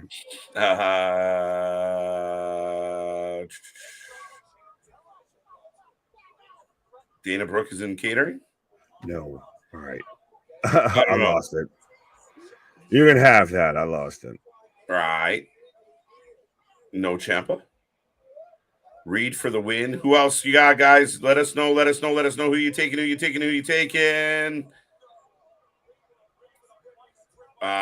always need a big man spot in the Money in the Bank. I like it. That's kind of what I was thinking. And but they're pushing both these guys a little bit, so I wonder how we get there. Now, but I think. Go ahead. Sorry, Nick. No, you're good. Go ahead. I was just thinking, if they're doing 8 men in the Money in the Bank, will we have like a few qualifiers and then like that last chance match for someone else to get? So maybe there's hope for whoever loses here. No, yeah, fair. Well, do we have a full, all 4 men qualify from each show, or who's to say Bronson, doesn't get in and then he takes out one of the people that did qualify to get his spot in or something like that? I mean, he's supposed to be a heel, right? Yeah. No, we definitely have a lot of options here, so we'll see what happens. Fast X, aka Fast and Furious 10. Were you notifying us, Bobby Big Wheel, or were you just sharing that knowledge? He's explaining it for anyone, I guess, that doesn't know Roman numerals. Did someone? Yeah. Okay. Bronson says Damien. Lord Alfred Hayes, a slept-on announcer. No, he's a interviewer. Dana Brooke is Miss Main Event. She's on there every week, as she should be. Yeah, that's the only main event she's touching here. She might be nervous. We're getting back to well, C-Money was talking about the Wolverhampton Wolves is their soccer team. Well, no, it's their what else would you call them? If we're talking about the UK, it's their football club. It's not soccer. Yeah, soccer's the US, football clubs over in the UK. What else would you call them though? Really, Wolverhampton and Stallions. Like, wait, what? Right, the Wolverhampton Flapjacks. Like, what? I called for Reed win with a Judgment Day run in to screw Nakamura. That's how we get there. I like it. That was my hesitation, is how do you save Nakamura? That might make sense. But where does the Judgment Day run in make sense? They were fucking with him before. Like, they were having issues. Willard says, if you could book a Money in the Bank ladder match, who should win? I think we both agree on who. Right now, if you're WWE, who you book to win. They don't have to win the championship after they win the Money in the Bank briefcase, but just to win the briefcase is enough right there. Yeah, I mean, I think, if we booked it, it would be really interesting who all made it, because I think we'd probably shuffle some things up. But as of right now, listen, I took the early bet on Logan Paul, and I'm not changing my mind. Well, I'll ride that one out for a while. Now, if he doesn't make it, then I'll have to change my mind. But right now, I think Logan Paul actually makes a lot of sense. As much as people might cringe, it makes a lot of sense. Oh, absolutely. Oh, I'll pull this up from Mick too as well. Check your likes. You check our likes. Everyone else in here right now, hit them likes. You don't tell me what to do. I tell you what. The Wolver Waffles, yes. We have. That's when I get to be donkey of. We're gonna stay up late telling manly stories, and in the morning I make a waffle. Yeah, no, man. Thank you, Mick. We are up over 100 likes on tonight's stream. We were at 299 from yesterday, and we did over 300 the day before. Woo-wee! Hold on tight, folks. It's getting fun. Right, well, it's actually Wolverhampton Wanderers. But they're called Wolves. What the? How the fuck do you get there? Oh! Armbar! Move number 101. Armbar. 102. Arm drag. Chickadee, check yourself where you wreck yourself. It's tricky to Rocco Rum to Rocco Rum. That's you just went a completely different. Yeah. Tricky Nicky in the house. Fucking hell. Yeah, you did it. LA Knight will win, and WWE will pipe in fake bills. Win what? How is he fighting? And they should give the Money in the Bank. The Money in the Bank. That's also not a bad shout. He's very much a strong contender for me to win the Money in the Bank. Yeah, briefcase. He's my second pick. I mean, if I don't get 1A, 1B, I'd be really happy with LA Knight, but let him be a babyface, guys. Let him be a babyface. He's fucking good. I think they're trying to keep him heel because I feel like whoever wins this particular Money in the Bank is probably going after whoever's the Raw champion. Yeah. That's where big Samoan drop. Now, sign him up with the Bloodline, folks. Well, now with this dissension amongst the Bloodline, do we just start infiltrating new Samoans like Tama Tonga? Granted, he's Tongan, not Samoan, but what about Jacob Fatu? Yeah, I think it would be amazing. What about all these reports about Rikishi not socially happy about the situation? He just sits there. He just stands in the center of the ring with both his sons, and they all put on sunglasses and just go. They all start dancing. Banging it. But you imagine Friday shows up, Roman's in the ring, fucking losing his mind, and Rikishi comes out, right? And then Roman takes his rage out on Rikishi. Bronson off the top rope and misses when we're setting up for the Kinshasa. Right in the head. Well, that was to the back of the neck, so it might be more Shinkasa than very true. But imagine What if Rikishi's the one though that comes out and he kowtows to Roman of you are the tribal chief, you are, My kids need to get in line. he goes the J route. Everybody thinks he goes the Jimmy route. What if he goes the J route and he bends the knee to the tribal chief? I like that because Jimmy looks like the outcast even more. And it really makes it harder on Jay because is Jay going to listen to his brother or Papa? Whoo! Okay. We got layers. Samoans have layers. What if Cody wins? He'll be going after Roman. I don't want him to win. I really, really don't want him to win, guys. No, if he does, it's like him winning the Rumble. It's gonna piss people off. Fuck! They gave him this. You open yourself up to more people. To losing more people behind Cody. Mm-hmm. There's other ways to get Cody there, and I think it goes through the Royal Rumble. You gotta do the Rumble proper, right? Fucking rude. Kinshasa for the 3 count, and Nakamura picks up the win for Shinsuke. Right. Woo! Well, Steve's out here throwing out a dude. Imagine if the lights go out and you hear "If you smell loud," what the Rock is cooking. We've still been waiting for that of like the Rock come out and tell Roman how he's fucking up the bloodline. That's a WrestleMania. That's a SummerSlam build, a WrestleMania build at most. Yeah, you got to build that way out, and we got to know what's happening. I don't know where we're at with that. I mean, if Rock is going to show up at WrestleMania 40, what the fuck do you do with Cody then? Now his story is going to be all over the fucking place. You add him in the middle of the triple threat, and he's just the odd man out. Like who brought the white guy? Right, who brought the Caucasian? What happened to Jerry Lawler? Health issues, and he ran out of jokes in his joke book. Well, I think his joke book got a little dated. Was more of the issue. The time past his joke book. The shit was dated when he had it. It's just got even more dated. Hey, Jay, the King is a legend by my standard, man, and I love the guy and what a career he's had. Yeah, again, as far as a color commentator, a guy that would amp up the heel. He's one of the best that ever did it. Right. But his health issues. So T's and P's to Jerry.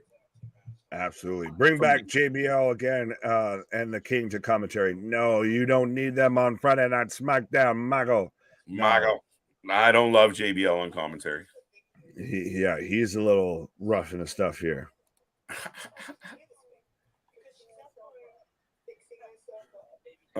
Maybe making fun of Natty. Rhea, how you doing? I mean, but see, like, I understand that, like, Reed losing and people are like, oh, what the fuck? But he lost to a good competitor. So Reed coming back next week and beating someone else up, to me, it doesn't always take away from somebody. You got to look at, this is what I wanted. I wanted qualifying matches that could go either way. And you can understand, well, Shinsuke's a world-renowned guy. Reed's kind of younger, newer. Shinsuke, big win. As we're getting Vince interviewed backstage, by the way, and Vince out here saying, talking about their strategy of, if I told you, I'd have to. And Damien is like, nope. Moving on. All right.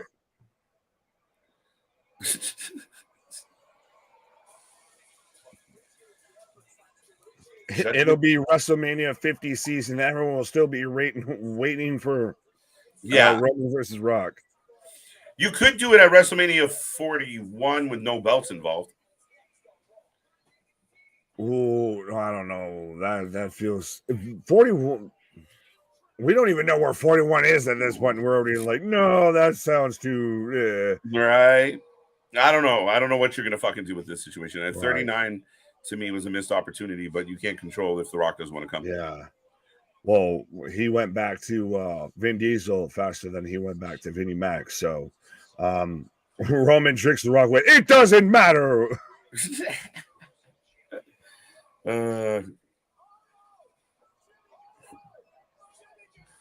I'm happy with Shinsuke 1. I didn't think they would let that happen. I didn't think it was going to be clean, and I was wrong. I thought, like you did, I thought maybe Braun, big guy spots in the show in the latter match, but listen, we've been begging for a Nakamura push.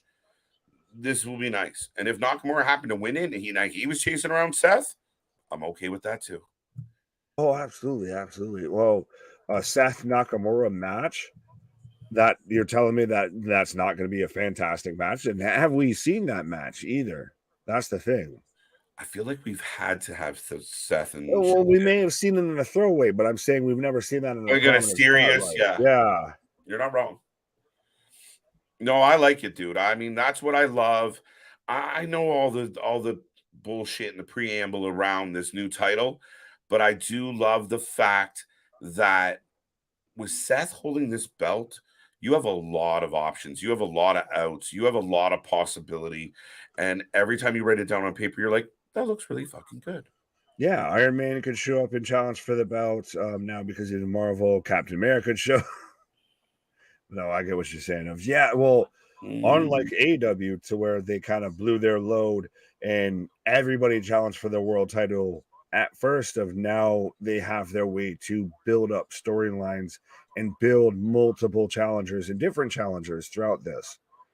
As KJ is going to take a quick pause for the cause here, as I am commercial break here.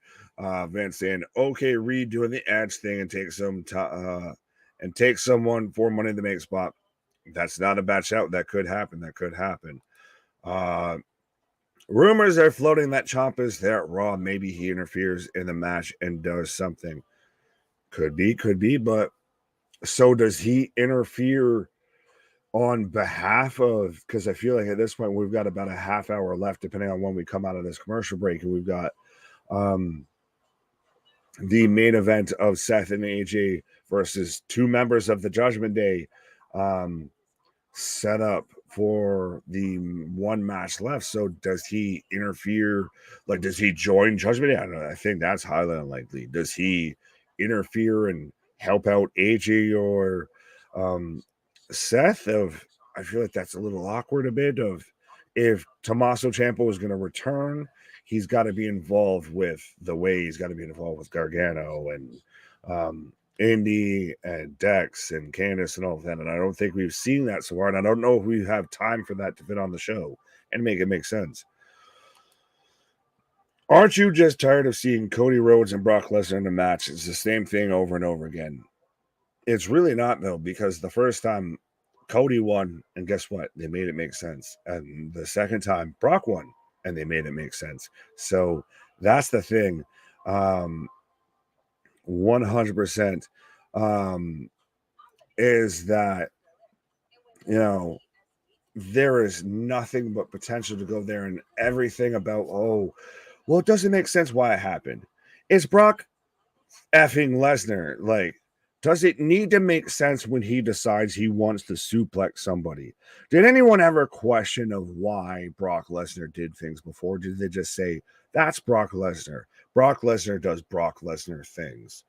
And 100%, if he's going to sit there and go after a guy, and it's not only going to help keep him looking like a monster, but it's also going to help the guy that he's getting over, Cody's got to do it. As we're getting a lovely Memorial Day video package right now from WWE as a grandson, I should say, of multiple veterans. 100% of very much shout out to anyone past or present in the military. I've had plenty of friends that have been in there. I've had plenty of family that are in there, all of that. Not going to get on a whole soapbox here, but absolutely 100%. Everybody that, when you're celebrating, you have a 3-day weekend and you're out there on the grill and all of that, very much remember why this is an actual holiday, I guess I would say. Steve, no need to apologize on anything at all. It's happened twice, Steve. Yeah, well, yeah, no need to apologize at all on anything. Savage saying, I want to invite both of you on my show tonight. If you have the energy or time, crashing in time you want, brother, you got the link, Nick. You guys do a hell of a job here in Raw tonight. Has been great. Fair enough, Savage. 100% of, We can talk about that. We'll figure it out. We'll figure it out, my guy. Yeah, 100% nothing but appreciate the support, my guy. Seth and AJ are getting beat down by Judgment Day at the end of this match, and then boom, DIY comes out to save the day. Not likely, but that's the only way I can see it. Doesn't make sense, though. It almost does if you want to establish Judgment Day as a tag team and you want to reestablish DIY. And I feel a little halfway dishonorable if I'm speaking over taps, but anyways. What if Ciampa gets his old team back? I think old Ciampa, NXT Black and Gold, clinging on to Goldie, Tommaso Ciampa is best Ciampa. Psycho killer. That's gonna say Psycho killer. Run away, run away. And a very nice tribute. Very nice tribute on Memorial Day. Like I said, we had our celebration last week for Victoria Day, different thing, because y'all ran away from the colonizers. But no, big shout out to everybody. I heard Nick's sentiment, but anybody in the armed forces across the world, it's a braver thing than I've ever accomplished. So big shout out. But right now we are getting an update. We're getting some graphics for Money in the Bank. But we're getting some qualifying matches next week on Raw. Natalya versus Zoe Starks. What did they say? Becky's in a qualifying match as well for the women next week? I'm okay with that. Zoe Stark's going to beat Natalya, so that's good news. So we're in the main event. We got lots of time left on the clock, so we'll see how much time gets eaten up by commercials and promos and bullshit. But I've enjoyed Raw tonight, guys. We're heading towards the home stretch, and it hasn't been a bad one at all. What if Ciampa gets his old theme back? Got that one. Wasn't JD rumored to be joining Judgment Day? Yeah, they've kind of toyed with us, Rory. They had Finn kind of overlooking JD last week or 2 weeks ago now. And, yeah, it seems like they've kind of implied it. We'll see what happens, but we're heading towards AJ teaming up with Seth, going against the Judgment Day. I will take the predictions, whatever you guys got. It's been a fun night here on the channel. I will remind everybody, we are back tomorrow for NXT. We're back Wednesday for Dynamite. Thursday, we got Impact. Friday, we got SmackDown and maybe Rampage. And all week long. I'm not sure what the weekend brings, but there's always wrestling for us to get on here and talk about, folks. So make sure you like, share, subscribe, be a part of the family, be a part of the channel that is for fans, by fans, the channel that is the utopia of wrestling positivity. We are the place where you'll get the most unbiased coverage of all your favorite wrestling. Who should challenge Asuka? Good question. Who would be next for Asuka? Woo. Is Belair done with Asuka? Asuka cheated to win. Is that over? I don't know yet. Corey cannot stand Kevin Patrick. Yeah, probably not. I will say that Seth Rollins is the most popular star on Monday Night Raw right now. Steve, you're not wrong, buddy. I mean, he's over as shit. And every time he pauses in his promos, we get more singing. Any stop points in a match, we get singing. We're getting more singing. He's over as fuck. Willard says AJ and Seth for the win. I agree. Unless we get some swerve. Seth and AJ. Steve taking Seth and AJ. Judgment Day, says Vance. All right.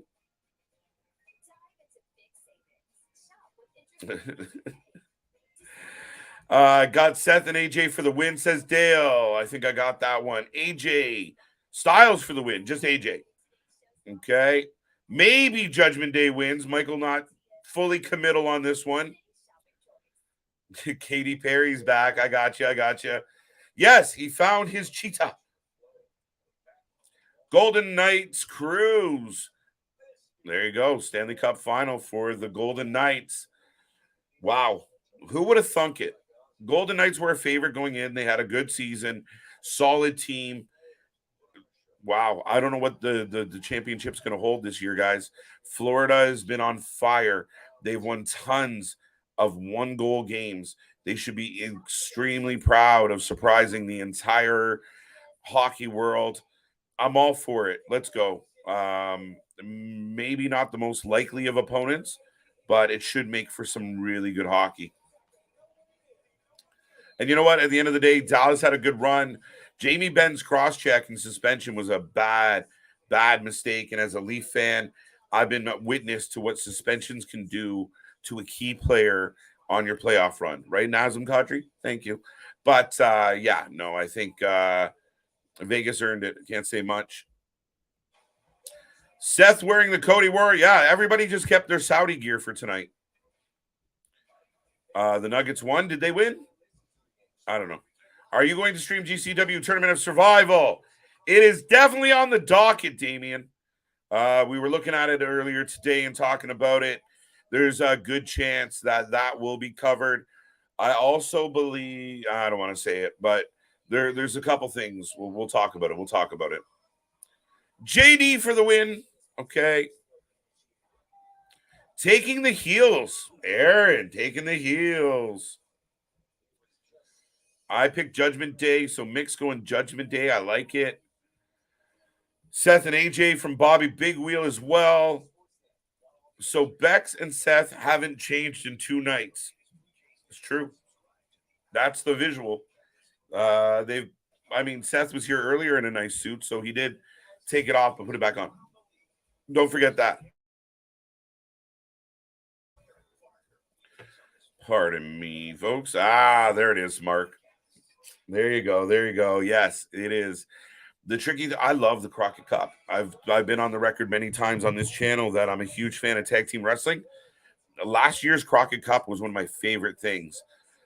I'm curious about this tournament, though. An NWA itself has had a bit of a slip, and it's been tough to cover NWA as late. We'll see. We'll talk about it. It'd be Denver versus Miami in the NBA Finals.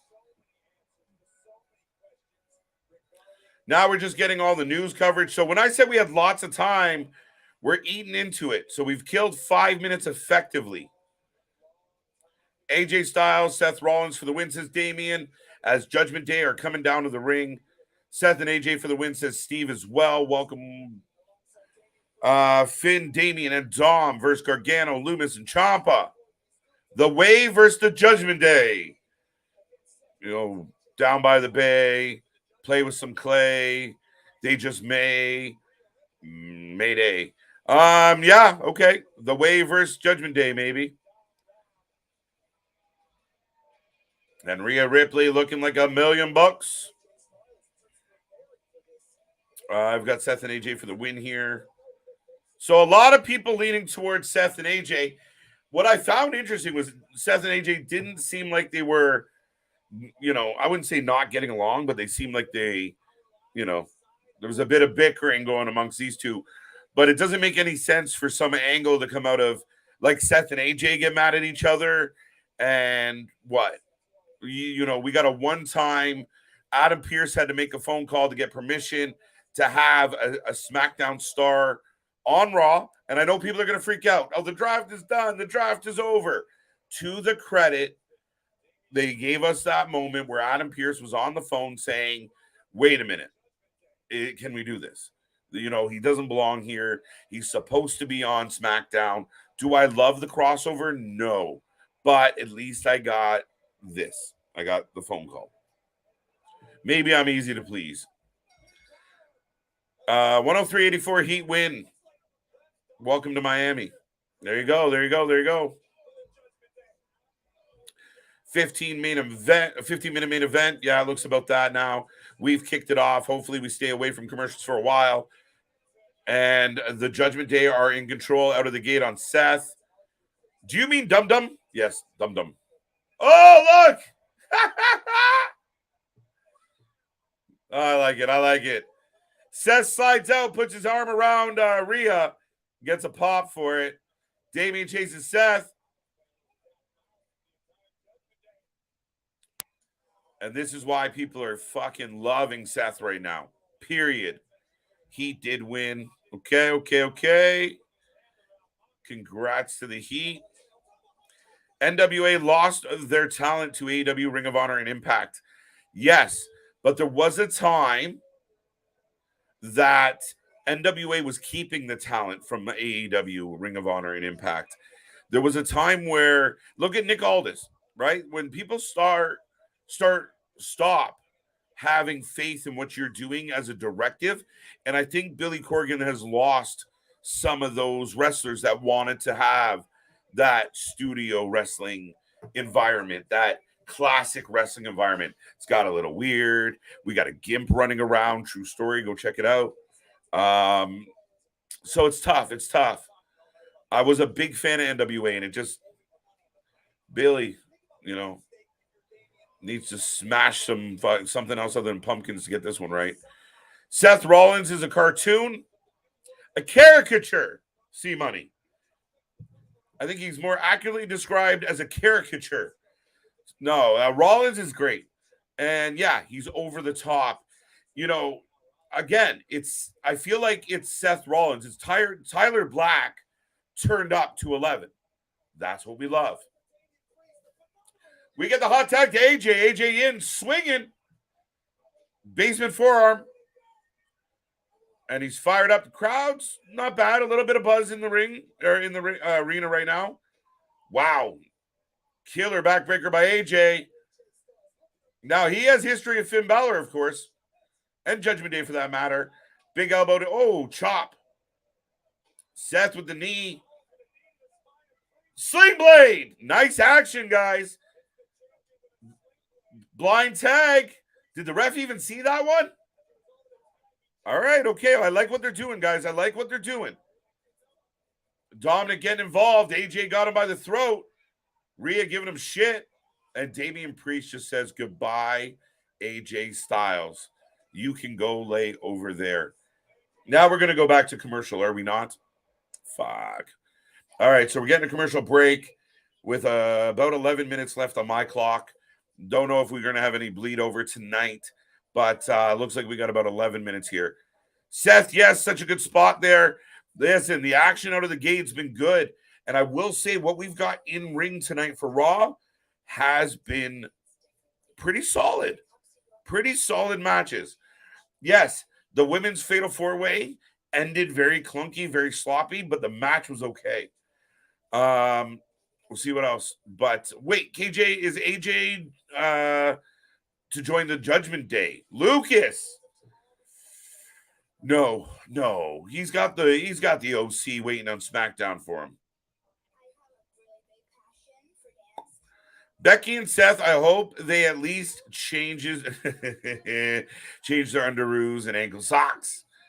You can't travel on a plane that far, that long, and not change your britches. Come on now.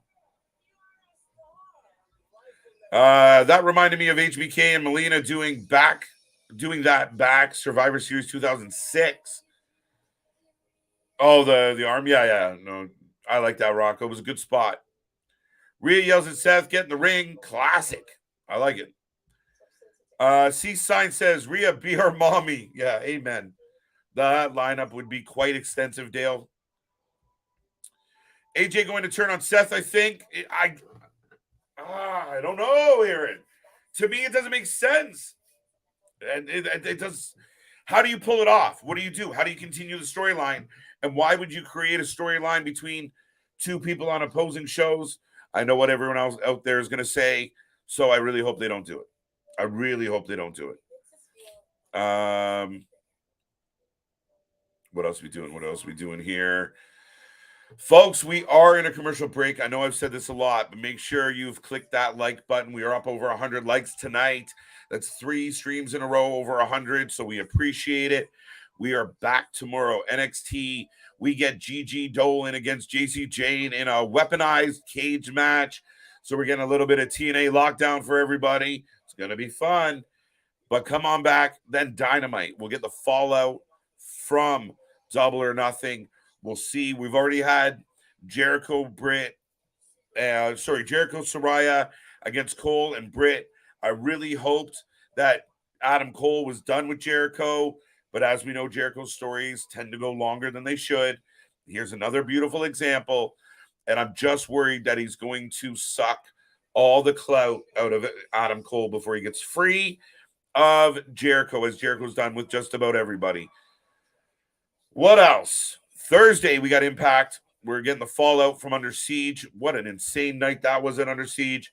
We'll see what the update on Scott D'Amore. If you didn't see, Scott D'Amore, who's kind of in charge, got put through a flaming table by Steve Macklin and Bully Ray. Steve Macklin and Bully Ray teaming up will be formidable.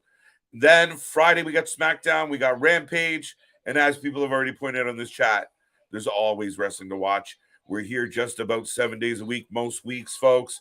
Nobody covers live wrestling like we do, so keep it coming.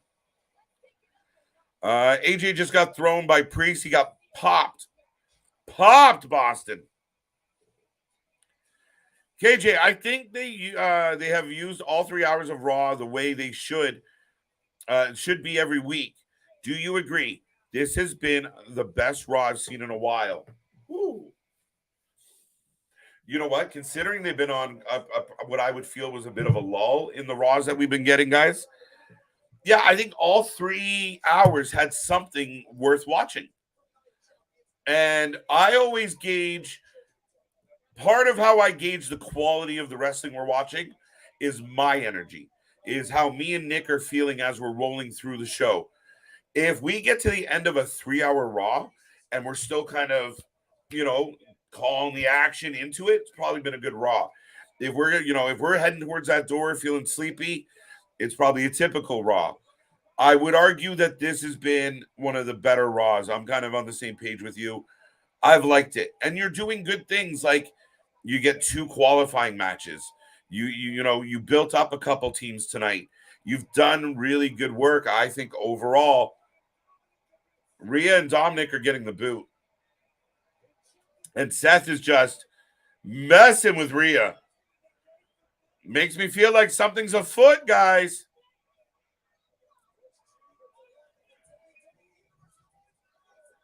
Mick says, I got to say, I am so happy I'm a part of this YouTube channel.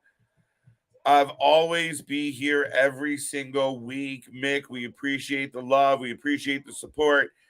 The most valuable thing in this world, especially in 2023, is time. With so many options, with so many distractions, and so much shit going on in this world, the fact that anybody spends any time with us is nothing but flattering and humbling. We appreciate it. We love doing these streams. And the Dynamic Duel will be right back at it tomorrow. Big Nick. Well, Big Nick's not here at the moment, Steve, but he was on Woodward Sports and he didn't get a doctor approval. So for right now, he's the announcer for the Michigan Panthers. All right. That was probably something I was not privy to. Max Caster got a lot of attention for his Dominic rap lyrics. That's what Caster's trying to do, is get his opening freestyles picked up. He wants clicks. He wants people to spread it around. And that's why I'm assuming that Tony's okay with it. Right? Tony said he approves them. So he saw that line. I don't hate it. I just wonder if they do it too much, right? Roll up by Finn. 2, Seth out. Fans broke out into an impromptu sing-along. Becky and Seth aren't dirty. R.I.P. Pat. I thought AJ is a face now. Well, the thing with AJ, and I said this, when he came back, he did some commentary and such, and I felt very heel-ish vibes from him. Apparently not right now anyway. We'll see. Damian waiting. Oh, he's got it. Rollins flips out. Discus elbow. or forearm, but eats a clothesline for his efforts. When is that Finn Balor push we were supposed to get after the draft? Aaron, rumors and speculation, right? If someone from the WWE came out and said, guys, we're going to push Finn, then I'd take it for face value. But just because the fans think it's going to come, I honestly feel like Finn has been overshadowed in the Judgment Day. Rhea and Dom, clearly up here. Damien's come into his own in the WWE roster. Looks like a badass, kind of looks like the leader of the group. Finn's been kind of the low guy on the totem pole a little bit. But you never know. Maybe Finn wins Money in the Bank. Finn misses the coup de grace. Eats a super kick. No commercials where there's less than 10 minutes left. That used to be standard policy on Broken. Getting a commercial break within 10 minutes is bullshit. Especially, why shit on your main event? You want to take a commercial break on, a show at 9:30, fine. But your main event should be left alone. You made enough money tonight. You got enough commercial fucking breaks. If you got to take one of the commercial breaks and slip it earlier in the show, fuck it, we won't notice. You do so many anyway. That wasn't a Pele kick, Kevin Patrick. You suck. Neck breaker. Priest wobbling. Am I wrong that he threw an Insiguri, not a Pele kick? Weaponized steel cage match tomorrow night, Aaron. We're going to be live for it, buddy. My question is that line did nothing but up WWE talent, and an AEW talent only got over because they referenced the other company. Yeah, that's what I mean. Like, it's a little interesting. Sometimes you're better off just doing you. And I've been saying that about Tony for a long time. Razor's Edge. Super kick by Seth. Boston lost. Yes, they did. Welcome, Mike Harper. Welcome, Michael. Oh, look. Oh, not welcome. You're welcome. My bad. I call Ciampa screws. No, it might be AJ. It might be JD though. Right? Maybe that's why he had the stomp match with. He had the stomp match with Dolph. They're always singing his hymn by Rhea and Dum Dum. That always makes me nervous. But we got the stomp on Damien, and it's over clean. No run in, no swerve, no angle. Just a clean win for your new world champion. I'm okay with it. And it was a good match. It was a fucking good match. I don't want to hear shit from nobody. I was talking about Big E. Oh, shit. We keep hearing that. You know what? Big E would be a good guy to show up and go after Reigns, because there would be so much positivity around Big E's return. I could definitely go with that. More than a foot. I don't know. AJ and Seth having a convo, but they get the win. Damien's looking forward to the ladies in the weaponized match. It's going to be a fun one. No, we're just going off the air. Listen, you got a brand new crown champ. You got the world title on the show in the champion's hand. And again, you're not rushing anything. You're not getting anywhere super fast. It's a good night. AJ showed up to show his respects. I'm happy. I'm happy with all of this. And I don't care. I'm happy with Raw tonight. I really, really am. 7 out of 10. Get your ratings in, folks. The show has wrapped up. If you're still watching, we've got 50 people or so. What was your rating out of 10 on Raw tonight? Did anyone else lose sound or imagine go black and white? Or image go black and white? I didn't notice that. Was it here or you mean on there? I didn't. 8 out of 10 says Larry. Okay. Coming in hot. We got an 8 out of 10. Did I miss any other ones up above? No. Solid match. Yeah, it was good action. I was okay with that. Stop again. They won. Yes. Okay. Now it's interesting. I was a little surprised Judgment Day got stomped out, but it's your world champion, right? I mean, if we had an angle, say JD McDonough came out tonight, or Ciampa came out tonight, or something happened that Seth loses, is on the losing end of a match, 2 days removed from winning this new belt. I kind of prefer Seth winning tonight and ending the night. Everyone goes home singing. Everybody goes home singing. And tonight for me was just establish your new Raw champion. I'm okay with it. I'm okay with it.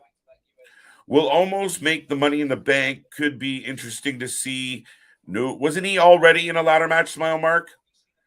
And I didn't like it then. I don't like it now. 8 out of 10 from Larry. Okay, strong. Did anyone else lose sound? No, I already answered that. 10 out of 10 says Richard. 9 out of 10 says Willard. It's not WWE Raw, it's USA. Okay.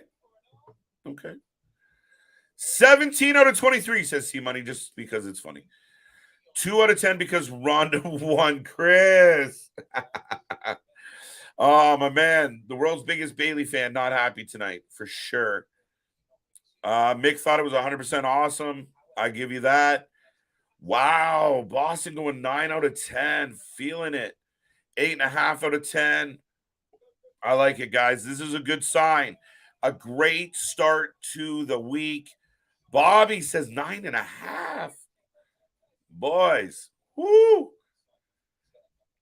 Big E could be doing commentary. That's true. If he, I mean, Big E's got the gift of gab. It works. WWE did that right. No point in having AJ do some type of turn. No, you can't do that because you're fucking up your draft, which we keep talking about. Make your champ look good and AJ good in the same breath. That's another valid point to this, Boston, is AJ Styles went to Saudi Arabia, lost. If he goes back to SmackDown and says, I want Roman Reigns at Money in the Bank, I want Roman Reigns at SummerSlam, or anything, the first thing Roman says is, didn't you just lose to the secondary guy? So AJ is on the winning side. AJ looked good. Finn looked good. Damian looked good. The pace of the match looked good. And again, a nice, solid, clean win. I know we're so used to looking for the angle or the swerve, but sometimes a nice, clean night so that the next time we do get a swerve or a surprise or an angle, it means a little more than getting it all the fucking time. Seth Rollins and AJ Styles get the win. Yes, they did. 8.5 from Aaron. I like it. I think that's most of the ratings. 8.5 from Damian. Woo! Trish looked fired. 100 out of 10. See, Money, I agree with you wholeheartedly. Last year, Omos was in the Money in the Bank. He was terrible. Yeah, I remember that. Okay, so I did get that right. Before I give my rating, any other comments? I give this 100%, this YouTube channel. Thank you, Mick. As I always say, as Nick always says, the wrestling may suck sometimes. We never do. This is what we do day in and day out. We love doing it. We will be back tomorrow. 8 out of 10 from Michael.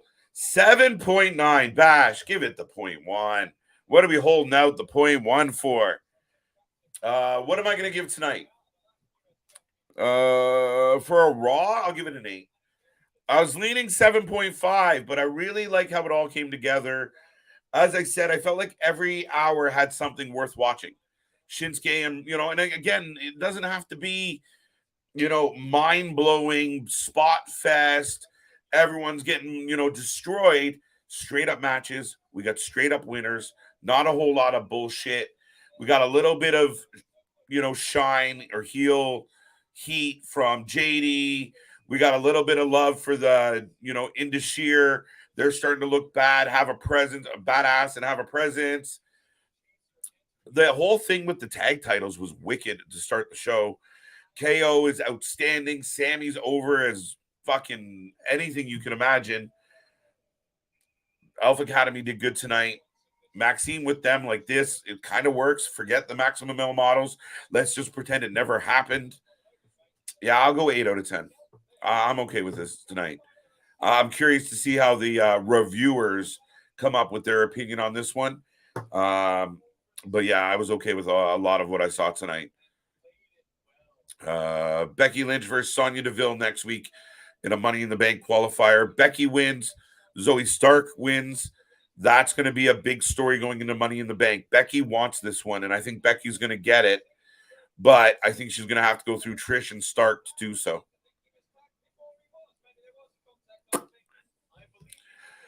We got a lot of good matches tonight. The Cody promo was good. Sammy and KO with Imperium was gold. Fun show. That's it. Like I said, guys, after 3.5 hours live with you guys, if I'm still talking like this, it was a good one. It was a good one. Yeah, Mansour and the other guy back to NXT. Yeah, anywhere but here. They might not survive July 21st. But we'll see. Or July 1st is where they were saying some cuts might be coming down the line. But with all of that being said, this is last call, folks. Whatever you got to say it now as I head towards the door tonight. One last reminder for those still sticking here. We're back tomorrow, Weaponized Cage Match, NXT, and then all week long. If you talk wrestling anywhere, chat rooms, Reddit, Discords, let them know about Wrasslin for Life Network. It is the most amazing thing you could do for us as a growing channel. We are coming.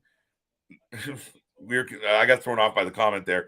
We are coming back tomorrow to do it again and all week long. Again, we just watch more live wrestling than any other channel out there. Wrestling in general has fallen off. I don't know. Yes and no at times, Temple. It's too much of a blanket statement. I think, like right now, we're kind of spoiled because there is a lot of wrestling going on. And then I know the idea that it fell off, but like this weekend, I watched 4 really good pay-per-views. As a wrestling fan, I really enjoyed the wrestling. So ebbs and flows, my friend. Ebbs and flows. What if Trish and Zoe Stark cost Becky her match? It's possible. Highly possible, Willard. The cage match is weaponized. Like it's a psyop. Yeah, there we go. Yeah, we're gonna have an interesting night tomorrow night here. It almost didn't start out so well with the AJ stuff too, but they saved it. Yeah, I know the critics are gonna say, oh, they fucked up the draft and no. They made it work. They at least took the time, put a segment in there. They made it work. I don't give a shit. I enjoyed tonight. I can't wait to see the mystery. Oh, that's another thing. We're going to find out about the mystery attacker tomorrow night.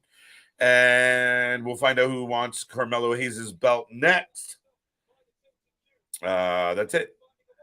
I accidentally turned Do Not Disturb and black and white mode. Can't fix it. And I'll be here every week, Mick. Do so. It's smart. Dragunov and Dijak might have been the best wrestling match of the weekend.